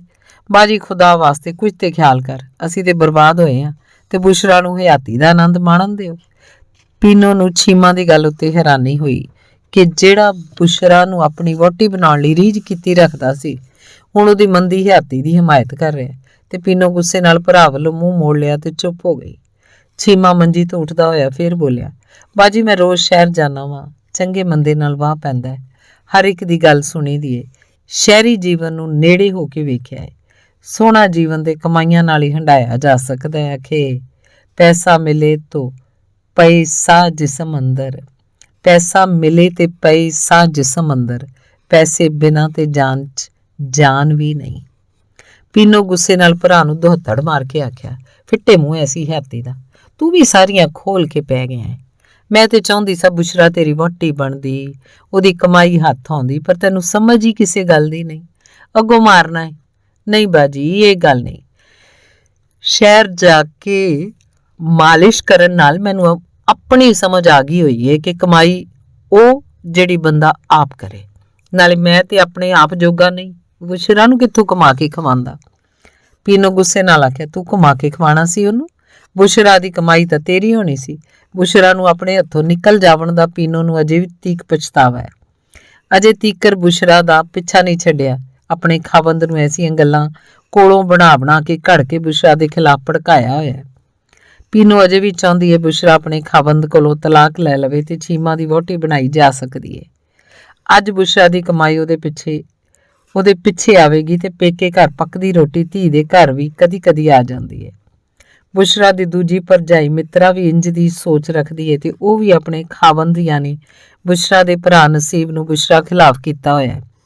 ਬੁਸ਼ਰਾ ਦੇ ਦੋਵੇਂ ਭਰਾ ਨਸੀਬ ਤੇ ਫਰਹਾਦ ਆਪਣੀਆਂ ਵਹੁਟੀਆਂ ਦੇ ਆਖਣ ਤੇ ਗੈਰਤ ਯਾਦ ਦਿਲਵਾਣ ਦੇ ਕਾਰਨ ਇਹੀ ਸੋਚਣ ਲੱਗ ਪਏ ਨੇ, ਜੇ ਬੁਸ਼ਰਾ ਰਿਆਜ਼ ਕੋਲੋਂ ਤਲਾਕ ਲੈ ਕੇ ਉਹਨਾਂ ਦੀ ਮਰਜ਼ੀ ਦਾ ਵਿਆਹ ਨਹੀਂ ਕਰਵਾਉਂਦੀ ਤੇ ਫਿਰ ਉਹਨੂੰ ਵੱਢਣਾ ਹੀ ਪੈਣਾ।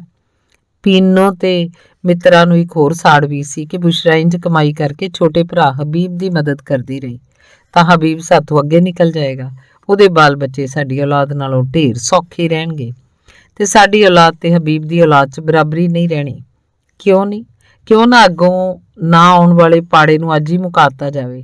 ਬੁਸ਼ਰਾ ਦਾ ਟੰਟਾ ਲੱਥ ਗਿਆ ਤੇ ਨਾ ਹਬੀਬ ਤਰੱਕੀ ਕਰ ਸਕੇਗਾ ਤੇ ਨਾ ਉਹਦੀ ਔਲਾਦ, ਤੇ ਸਾਡੀ ਔਲਾਦ ਤੋਂ ਅੱਗੇ ਨਿਕਲ ਸਕੇਗੀ। ਨਸੀਬ ਤੇ ਫਰਹਾਦ ਭਾਵੇਂ ਭਰਾ ਸਨ, ਹਬੀਬ ਦੇ ਅੰਦਰੋਂ ਵੀ ਨਹੀਂ ਸਨ ਚਾਹੁੰਦੇ ਕਿ ਹਬੀਬ ਉਹਨਾਂ ਤੋਂ ਜ਼ਿਆਦਾ ਪੈਸੇ ਵਾਲਾ ਤੇ ਰੁਤਬੇ ਵਾਲਾ ਬਣ ਜਾਏ। ਪੀਨੋ ਦੀਆਂ ਕੌੜੀਆਂ ਫੂਕੀਆਂ ਗੱਲਾਂ ਚੀਮਾ ਨੂੰ ਚੰਗੀਆਂ ਨਹੀਂ ਸਨ ਲੱਗ ਰਹੀਆਂ। ਝੱਟ ਬਹਿਣ ਮਗਰੋਂ ਉੱਥੋਂ ਉੱਠ ਆਇਆ। ਬਸਤੀ ਦੀ ਗਲੀ 'ਚ ਆਉਂਦਾ ਚੀਮਾ ਸੋਚ ਰਿਹਾ ਸੀ ਕਿ ਬੁਸ਼ਰਾ ਦੇ ਭਰਾ ਤੇ ਭਰਜਾਈਆਂ ਹਸਦ ਕਰਦੇ ਨੇ। ਕਿਸੇ ਦੀ ਮਿਹਨਤ ਤੇ ਅਕਲ ਉੱਤੇ ਭਲਾ ਕੋਈ ਦੂਜਾ ਕਿਵੇਂ ਮੱਲ ਮਾਰ ਸਕਦਾ ਹੈ? ਬੁਸ਼ਰਾ ਜੀ ਦੇ ਵੀ ਘਰ ਵਾਲੀ ਬਣਦੀ ਉਹੀ ਕਿਸਮਤ ਵਾਲਾ ਹੁੰਦਾ। ਹੋਰ ਕਿਸੇ ਨੂੰ ਹਸਦ ਕਰਨ ਨਾਲ ਕੀ ਲੱਭ ਜਾਣਾ ਹੈ? ਅੱਧੀ ਹੱਥੀ ਤੇ ਮੈਂ ਇਹੋ ਜਿਹੀਆਂ ਗਲਤ ਸੋਚਾਂ ਵਿੱਚ ਗਵਾ ਬੈਠਾ ਵਾਂ। ਪੜ੍ਹ ਲੈਂਦਾ ਜਾਂ ਕੋਈ ਚੱਜ ਦਾ ਕੰਮ ਕਰ ਲੈਂਦਾ ਤਾਂ ਅੱਜ ਮੈਂ ਵੀ ਬੰਦੇ ਦੀ ਜੂਨ ਹੁੰਦਾ। ਚੀਮਾ ਘਰ ਆ ਵੜਿਆ। ਫਿਰ ਝੱਟ ਘਰ 'ਚ ਬੈਠੇ ਰਹਿਣ ਨਾਲ ਵੀ ਚੀਮਾ ਨੂੰ ਕੋਈ ਚੈਨ ਨਾ ਆਇਆ। ਅੱਜ ਉਹਦੀਆਂ ਆਪਣੀਆਂ ਸੋਚਾਂ ਤੇ ਭੈਣ ਪੀਨੂ ਦੇ ਲਾਲਚ ਭਰੇ ਖਿਆਲ ਦੁੱਖ ਦੇ ਰਹੇ ਸਨ। ਉਹ ਸ਼ਹਿਰੀ ਤੇ ਪੇਂਡੂ ਜੀਵਨ ਨੂੰ ਚੰਗੀ ਤਰ੍ਹਾਂ ਵੇਖ ਕੇ ਸਮਝ ਗਿਆ ਸੀ ਕਿ ਇਸ ਪਿੰਡ ਵਾਲੇ ਆਮ ਲੋਕੀ ਤਾਂ ਹੈਵਾਨਾਂ ਵਾਲੀ ਹਯਾਤੀ ਜੀ ਰਹੇ ਸਨ। ਅਸੀਂ ਆਪਣੇ ਬਾਰੇ ਆਪ ਵੀ ਚੰਗਾ ਨਹੀਂ ਸੋਚਦੇ। ਸਾਡਾ ਭਲਾ ਕਿਵੇਂ ਹੋ ਸਕਦਾ ਹੈ? ਕਿਹੜਾ ਭੈੜਾ ਹੈ ਜਿਹੜਾ ਸਾਡੇ 'ਚ ਨਹੀਂ, ਕਿਹੜਾ ਭੈੜ ਹੈ ਜਿਹੜਾ ਸਾਡੇ 'ਚ ਨਹੀਂ? ਫਿਰ ਵੀ ਇਹ ਸਾਨੂੰ ਸਮਝ ਨਹੀਂ ਆਉਂਦੀ ਤਾਂ ਕਿਸੇ ਦੀ ਚੰਗੀ ਹਯਾਤੀ ਦਾ ਦੁੱਖ ਕਿਉਂ ਕਰੀਏ? ਚੀਮਾ ਇਹ ਸੋਚਦਾ ਹੋਇਆ ਘਰੋਂ ਬਾਹਰ ਨਿਕਲ ਗਿਆ। ਫਿਰਦੇ ਫਰਾਉਂਦੇ ਉਹ ਸਕੂਲ ਵੱਲ ਚਲਾ ਗਿਆ, ਜਿੱਥੇ ਕਾਸਮ ਆਪਣੀ ਰੇਹੜੀ ਉੱਤੇ ਸੇਲ ਲਾਈ ਸੀ। ਸਕੂਲ ਵਿੱਚ ਇਸ ਵੇਲੇ ਤਫਰੀ ਮਤਲਬ ਅੱਧੀ ਛੁੱਟੀ ਵੇਲਾ ਸੀ। ਬਾਲਾਂ ਕਾਸਮ ਦੀ ਰੇਹੜੀ ਦੁਆਲੇ ਝੁਰਮਟ ਪਾਇਆ ਸੀ ਤੇ ਕਾਸਮ ਵੀ ਟਾਫੀਆਂ ਗੋਲੀਆਂ ਅੱਧੀ ਕੀਮਤ ਤੇ ਧੜਾ ਧੜ ਦੇ ਰਿਹਾ ਸੀ। ਕਈ ਬਾਲ ਆਪਣੀ ਆਪਣੀ ਕਲਾਸ ਦੀਆਂ ਟੀਚਰਾਂ ਵਾਸਤੇ ਖਰੀਦ ਕੇ ਲਿਜਾ ਰਹੇ ਸਨ। ਚੀਮਾ ਝੱਟ ਖਲੋਤਾ ਇਹ ਸਾਰਾ ਕੁਝ ਵੇਖਦਾ ਰਿਹਾ ਤੇ ਜਦ ਤਫਰੀ ਵੇਲਾ ਮੁੱਕ ਗਿਆ, ਸਕੂਲ ਦੀ ਘੰਟੀ ਖੜਕਣ ਨਾਲ ਸਾਰੇ ਬਾਲ ਅੰਦਰ ਆਪਣੀਆਂ ਕਲਾਸਾਂ 'ਚ ਦੁਬਾਰਾ ਚਲੇ ਗਏ ਤਾਂ ਸਕੂਲ ਦੇ ਚੌਕੀਦਾਰ ਗੇਟ ਬੰਦ ਕਰ ਦਿੱਤਾ। ਕਾਸਿਮ ਚੀਮਾ ਕੋਲੋਂ ਪੁੱਛਿਆ, ਅੱਜ ਇੱਧਰ ਕਿੱਧਰ ਆ ਨਿਕਲਿਆ ਹੈ? ਆ ਤੂੰ ਵੀ ਕੁਝ ਲੈ ਲੈ, ਫਾੜੇ ਟਾਫੀ ਬੜੀ ਵਧੀਆ ਹੈ। ਚੀਮਾ ਟਾਫੀ ਮੂੰਹ 'ਚ ਪਾ ਕੇ ਬੋਲਿਆ, ਵਾਕਈ ਯਾਰ ਟਾਫੀ ਤੇ ਬੜੀ ਸਵਾਦੀ ਹੈ, ਪਰ ਸੇਲ ਵਾਲੀ ਗੱਲ ਦੀ ਮੈਨੂੰ ਸਮਝ ਨਹੀਂ ਆਈ, ਇੰਨਾ ਸਸਤਾ ਸੌਦਾ ਕਿਉਂ ਵੇਚ ਰਿਹਾ? ਬਸ ਇਹ ਥੋੜਾ ਰਹਿ ਗਿਆ ਹੈ ਮਾਲ, ਕੱਲ ਤੀਕ ਵਿਕ ਜਾਏਗਾ ਤੇ ਫਿਰ ਮੈਂ ਇਹ ਕੰਮ ਨਹੀਂ ਕਰਨਾ। ਕਾਸਿਮ ਖੁਸ਼ ਲੱਗ ਰਿਹਾ ਸੀ। ਕਿਉਂ? ਹੋਰ ਕੀ ਕਰੇਗਾ? ਮੈਂ ਇੱਥੇ ਨਹੀਂ ਰਹਿਣਾ, ਸ਼ਹਿਰ ਚਲਾ ਜਾਣਾ ਹੈ। ਸ਼ਹਿਰ ਜਾਊਂਗੇ? ਉਹ ਕਿਉਂ? ਚੀਮਾ ਨੂੰ ਹੈਰਾਨੀ ਹੋਈ। ਇੱਥੇ ਵਾਹਵਾ ਕੰਮ ਠਿੱਲਿਆ ਹੋਇਆ ਹੈ ਤੇਰਾ। ਬਸ ਮੇਰਾ ਦਿਲ ਕਰਦਾ ਹੈ ਸ਼ਹਿਰ ਜਾ ਕੇ ਕੋਈ ਹੋਰ ਕੰਮ ਕਰਾਂ। ਹੋਰ ਕੀ? ਹੋਰ ਕਿਹੜਾ ਕੰਮ ਕਰਨਾ ਚਾਹੁੰਦਾ ਹੈ? ਕਈ ਕੰਮ ਨੇ, ਬੰਦਾ ਕਰਨ ਵਾਲਾ ਹੋਵੇ ਤੇ ਫਿਰ ਕੰਮਾਂ ਦਾ ਘਾਟਾ ਕੋਈ ਨਹੀਂ। ਚੱਲ ਛੱਡ ਯਾਰ ਇਹਨਾਂ ਗੱਲਾਂ ਨੂੰ, ਤੂੰ ਆਪਣੀ ਸੁਣਾ, ਵਾਹਵਾ ਕੰਮ ਚੱਲ ਰਿਹਾ? ਪਤਾ ਤੇ ਹੈ ਤੈਨੂੰ ਮਾਲਿਸ਼ ਦੇ ਕੰਮ 'ਚ ਕਿੰਨੀ ਜਿੱਲਤ ਸਹਿਣੀ ਪੈਂਦੀ ਹੈ। ਗਲਤ ਤੋਂ ਗਲਤ ਬੰਦੇ ਦੇ ਪਿੰਡੇ ਨੂੰ ਨੱਪਣਾ ਘੁੱਟਣਾ ਪੈਂਦਾ, ਬਿੱਜੂ ਬਣਨਾ ਪੈਂਦਾ ਹੈ। ਬੋ ਵਾਲਾ ਕੰਮ ਹੈ ਮਾਲਿਸ਼ ਕਰਨਾ, ਪਰ ਕੀ ਕਰਾਂ, ਹੋਰ ਕੋਈ ਕੰਮ ਮੈਨੂੰ ਆਉਂਦਾ ਹੀ ਨਹੀਂ। ਕਾਸਿਮ ਆਖਿਆ, ਯਾਰ ਤੂੰ ਹੌਸਲਾ ਨਾ ਹਾਰ, ਤੂੰ ਇੱਥੇ ਮੇਰੀ ਥਾਂ ਸਕੂਲ ਅੱਗੇ ਆਪਣਾ ਵੇਲਾ ਕੱਢ ਲੈ, ਤੇਰਾ ਗੁਜ਼ਾਰਾ ਹੁੰਦਾ ਰਹੇਗਾ। ਚੀਮਾ ਦਾ ਚਿਹਰਾ ਥੋੜਾ ਜਿਹਾ ਖਿੜਿਆ ਤੇ ਫਿਰ ਪੁੱਜ ਗਿਆ। ਬੋਲਿਆ, ਮੇਰੇ ਕੋਲ ਨਾ ਰੇਹੜੀ ਹੈ, ਨਾ ਗੋਲੀਆਂ ਟਾਫੀਆਂ ਬਿਸਕਿਟ ਤੇ ਹੋਰ ਨੁਕਸ ਖਰੀਦ ਕੇ ਰੱਖਣ ਵਾਸਤੇ ਪੈਸੇ ਨੇ। ਕਾਸਿਮ ਕੁਝ ਦੇਰ ਚੁੱਪ ਰਹਿ ਕੇ ਸੋਚਿਆ। ਆਪਣੇ ਸਕੂਲ ਵਿੱਚੋਂ ਛੁੱਟੀ ਲੈ ਕੇ ਦੋ ਕੁ ਮਜ਼ਦੂਰ ਕੋਲੋਂ ਲੰਘੇ ਤਾਂ ਉਹਨਾਂ ਦੂਰੋਂ ਆਖਣਾ ਸ਼ੁਰੂ ਕਰਤਾ, ਵਾਹ ਵਾਹ ਕਾਸਿਮ, ਤੇਰੀ ਸੇਲ ਦੀਆਂ ਧੁੰਮਾਂ ਪੈ ਗਈਆਂ ਨੇ। ਅਸੀਂ ਮਿਲ 'ਚੋਂ ਬਹਾਨੇ ਨਾਲ 10 ਮਿੰਟ ਦੀ ਛੁੱਟੀ ਆਏ ਆ, ਤੇਰੇ ਕੋਲ ਗੋਲੀਆਂ ਟਾਫੀਆਂ ਖਰੀਦਣੀਆਂ ਨੇ। ਕੋਈ ਹੋਰ ਮਜ਼ਦੂਰ ਸਾਥੀਆਂ ਵੀ ਪੈਸੇ ਘੱਲੇ ਨੇ, ਲੈ ਫੜ 50 ਰੁਪਏ ਦੀ ਗੋਲੀਆਂ ਟਾਫੀਆਂ ਸ਼ਾਪਰ ਵਿੱਚ ਪਾ ਦੇ। ਕਾਇਮ ਪੈਸੇ ਨਾ ਫੜੇ ਤੇ ਆਖਿਆ, ਨਹੀਂ, ਸੇਲ ਅੱਜ ਖਤਮ ਹੋ ਗਈ ਹੈ, ਸਗੋਂ ਆਮ ਕੀਮਤ ਉੱਤੇ ਵੇਚਣਾ, ਸੌਦਾ ਵੀ ਬੰਦ ਕਰਤਾ ਹੈ। ਉਹ ਕਿਉਂ? ਮਜ਼ਦੂਰਾਂ ਪੁੱਛਿਆ। ਬਸ ਯਾਰ ਕਾਰੋਬਾਰ ਬੰਦ ਕਰਤਾ ਮੈਂ, ਅਸੀਂ ਆਪਣੀ ਆਸ ਲੈ ਕੇ ਆਏ ਹਾਂ। ਦੋਵਾਂ 'ਚ ਇੱਕ ਮਜ਼ਦੂਰ ਸੌਦਾ ਲੈਣ ਤੇ ਜ਼ੋਰ ਦਿੱਤਾ। ਕਾਸਿਮ ਆਖਿਆ, ਨਹੀਂ ਯਾਰ ਜਿੱਦ ਨਾ ਕਰੋ, ਕੁਝ ਮਜਬੂਰੀਆਂ ਹੁੰਦੀਆਂ ਨੇ, ਮੈਂ ਅੱਜ ਸੌਦਾ ਨਹੀਂ ਵੇਚਣਾ, ਤੁਸੀਂ ਫੇਰ ਆਓ, ਗੁੱਸਾ ਨਾ ਕਰਿਆ ਜੇ, ਮੇਰੀ ਬੇਨਤੀ ਸਮਝਿਆ ਜੇ। ਮਜ਼ਦੂਰ ਮਾਯੂਸ ਹੋ ਕੇ ਚਲੇ ਗਏ ਤਾਂ ਚੀਮਾ ਜਿਹੜਾ ਸਭ ਕੁਝ ਸਾਹਮਣੇ ਵੇਖ ਰਿਹਾ ਸੀ ਹੈਰਾਨੀ ਨਾਲ ਬੋਲ ਪਿਆ, ਯਾਰ ਤੂੰ ਸੌਦਾ ਵੇਚਣ ਤੋਂ ਨਾ ਕਿਉਂ ਕਰਤੀ? ਅਜੇ ਤਾਂ ਕਾਫੀ ਸੌਦਾ ਪਿਆ ਤੇਰੀ ਰੇਹੜੀ ਤੇ। ਸੌਦਾ ਤੇ ਅਜੇ ਘਰ ਵੀ ਰੱਖਿਆ ਹੋਇਆ, ਪਰ ਵੇਚਣਾ ਨਹੀਂ। ਕਿਉਂ ਨਹੀਂ ਵੇਚਣਾ? ਤੂੰ ਤੇ ਸੇਲ ਲਾਈ ਹੋਈ ਸੀ, ਬੰਦ ਕਰਤੀ ਹੈ। ਨਾਲੇ ਮੈਂ ਆਪਣੇ ਵੱਲੋਂ ਇਹ ਰੇਹੜੀ ਤੇ ਸੌਦਾ ਤੈਨੂੰ ਦੇ ਦਿੱਤਾ ਹੈ। ਮੈਨੂੰ? ਚੀਮਾ ਹੈਰਾਨ ਹੋਇਆ, ਪਰ ਕਦੋਂ? ਮੈਂ ਤੇ ਮੰਗਿਆ ਨਹੀਂ। ਕਾਇਮ ਮੁਸਕਰਾ ਕੇ ਚੀਮਾ ਨੂੰ ਗੰਦਾ ਕੰਮ ਛੱਡ ਕੇ ਕੋਈ ਹੋਰ ਕੰਮ ਕਰਨਾ ਚਾਹੁੰਦਾ ਹੈ ਇਸ ਲਈ, ਪਰ ਇੰਨੇ ਪੈਸੇ ਰੇਹੜੀ, ਗੋਲੀਆਂ, ਟਾਫੀਆਂ, ਬਿਸਕਟ ਤੇ ਹੋਰ ਨਿੱਕ ਸੁੱਖ ਸਮਾਨ ਨੇ। ਪੈਸੇ ਜਦੋਂ ਹੋਵਣਗੇ ਤੇ ਦੇ ਦੇਵੀਂ, ਨਾ ਹੋਏ ਤਾਂ ਨਾ ਸੀ, ਮੇਰਾ ਕੌਣ ਹੈ ਖਾਣ ਵਾਲਾ। ਪਰ ਇੱਕ ਸ਼ਰਤ ਹੈ, ਜੇ ਮਨਜ਼ੂਰ ਹੋਵੇ ਤਾਂ ਘਰ ਵਾਲਾ ਸਮਾਨ ਵੀ ਤੇਰੀ ਅਮਾਨਤ ਤੇ ਮੇਰੀ ਅਮਾਨਤ। ਉਹ ਕਿਹੜੀ ਸ਼ਰਤ ਹੈ? ਚੀਮਾ ਖੁਸ਼ ਤੇ ਹੈਰਾਨ ਹੋ ਰਿਹਾ ਸੀ। ਤੈਨੂੰ ਨਸ਼ਾ ਛੱਡਣਾ ਪਏਗਾ। ਚੀਮਾ, ਇੱਥੇ ਸਕੂਲ ਅੱਗੇ ਕਿਸੇ ਵੇਖ ਲਿਆ ਤੇ ਫਿਰ ਕਿਸੇ ਰੇਹੜੀ ਤੇਰੀ ਨਹੀਂ ਲੰਘਣ ਦੇਣੀ। ਮੈਨੂੰ ਮਨਜ਼ੂਰ ਹੈ, ਸਕੂਲ ਅੱਗੇ ਕੀ, ਮੈਨੂੰ ਤੇ ਹਰ ਥਾਂ ਨਸ਼ਾ ਵੀ ਗੰਦਾ ਲੱਗਦਾ, ਪਰ ਆਦਤ ਪਾਰੋਂ ਸਿਗਰਟ ਲਾ ਲੈਂਦਾ ਸਾਂ। ਨਹੀਂ, ਇਹ ਆਦਤ ਵੀ ਛੱਡਣੀ ਪਏਗੀ ਯਾਰ। ਕਾਸਿਮ ਬੜੇ ਪਿਆਰ ਨਾਲ ਚੀਮਾ ਨੂੰ ਸਮਝਾਇਆ ਤੇ ਚੀਮਾ ਵੀ ਆਪਣਾ ਨਸ਼ਾ ਛੱਡਣ ਦਾ ਪੱਕਾ ਇਰਾਦਾ ਜ਼ਾਹਿਰ ਕਰ ਦਿੱਤਾ, ਜਿਹਦੇ ਨਾਲ ਕਾਸਿਮ ਨੂੰ ਖੁਸ਼ੀ ਹੋਈ ਤੇ ਫਿਰ ਉਸ ਚੀਮਾ ਨੂੰ ਰੇਹੜੀ ਉੱਤੇ ਸੌਦਾ ਵੇਚਣ ਬਾਰੇ ਜਾਣਕਾਰੀ ਦਿੱਤੀ ਤੇ ਆਖਿਆ, ਸਕੂਲ ਦੇ ਬਾਲ ਆਉਣ ਵੇਲੇ ਤੇ ਤਫਰੀ ਵੇਲੇ ਵੀ ਘਰੋਂ ਮਿਲੇ ਪੈਸੇ ਖਰਚ ਕਰ ਲੈਂਦੇ ਨੇ। ਉਸ ਤੋਂ ਬਾਅਦ ਉਹਨਾਂ ਨੂੰ ਸਿਰਫ ਘਰ ਪੜਨ ਦੀ ਕਾਹਲੀ ਹੁੰਦੀ ਹੈ। ਸਕੂਲ ਬੰਦ ਹੋਣ ਮਗਰੋਂ ਰੇਹੜੀ ਮਿੱਲ ਦੇ ਗੇਟ ਲਾਗੇ ਲੈ ਜਾਣੀ ਹੁੰਦੀ ਹੈ। ਛੁੱਟੀ ਕਰਕੇ ਜਾਂਦੇ ਮਜ਼ਦੂਰ ਆਪਣੇ ਬਾਲਾਂ ਤੇ ਦੂਜੇ ਛੋਟੇ ਭੈਣ ਭਰਾਵਾਂ ਵਾਸਤੇ ਗੋਲੀਆਂ ਟਾਫੀਆਂ ਖਰੀਦ ਕੇ ਲੈ ਜਾਂਦੇ ਨੇ। ਮਜ਼ਦੂਰਾਂ ਦੀ ਛੁੱਟੀ ਵੇਲੇ ਹੁਸ਼ਿਆਰ ਰਹਿਣਾ ਪੈਂਦਾ ਹੈ। ਰਸ਼ ਹੋਣ ਕਾਰਨ ਮਜ਼ਦੂਰ ਚੋਰੀ ਕਰਕੇ ਵੀ ਗੋਲੀਆਂ ਟਾਫੀਆਂ ਖਸਕਾ ਕੇ ਰਾਹ ਪੈਂਦੇ ਨੇ। ਕਈ ਤੇ ਇੰਝ ਹੀ ਚੁੱਕ ਕੇ ਚੱਖਣ ਦੇ ਬਹਾਨੇ 'ਚ ਮੂੰਹ ਪਾ ਲੈਂਦੇ ਨੇ। ਕਈ ਚਲਾਕ ਮਜ਼ਦੂਰ ਮਿੱਠਾ ਬੋਲ ਕੇ ਸਵਾਦ ਲੈ ਲੈਂਦੇ ਨੇ, ਪਰ ਪੈਸੇ ਬਾਹਰ ਰੱਖਦੇ ਨੇ। ਪਰ ਪੈਸੇ ਬਾਰੇ ਆਖਦੇ ਨੇ ਕੱਲ ਸਵੇਰੇ ਆਉਂਦੀਆਂ ਹੀ ਦੇ ਦਿਆਂਗੇ। ਫਿਰ ਉਹ ਸਵੇਰੇ ਮੁੜ ਕੇ ਕਦੀ ਨਹੀਂ ਆਉਂਦੇ। ਸਕੂਲ ਵਿੱਚ ਵੀ ਕਈ ਬਾਲ ਬੜੀ ਸਫਾਈ ਨਾਲ ਗੋਲੀ ਟਾਫੀ ਚੁਰਾ ਕੇ ਆਪਣਾ ਬੁੱਤਾ ਸਾਰ ਲੈਂਦੇ ਨੇ। ਇਹ ਸਾਰਾ ਕੁਝ ਇੰਨੀ ਸਫਾਈ ਨਾਲ ਕਰਦੇ ਨੇ ਕਿ ਕਿਸੇ ਨੂੰ ਸ਼ੱਕ ਵੀ ਨਹੀਂ ਹੋਣ ਦਿੰਦੇ। ਕਾਸਿਮ ਨੇ ਆਪਣੇ ਕਾਰੋਬਾਰ ਬਾਰੇ ਬੜੀਆਂ ਗੱਲਾਂ ਚੀਮਾ ਨੂੰ ਦੱਸੀਆਂ ਤੇ ਸਮਝਾਈਆਂ।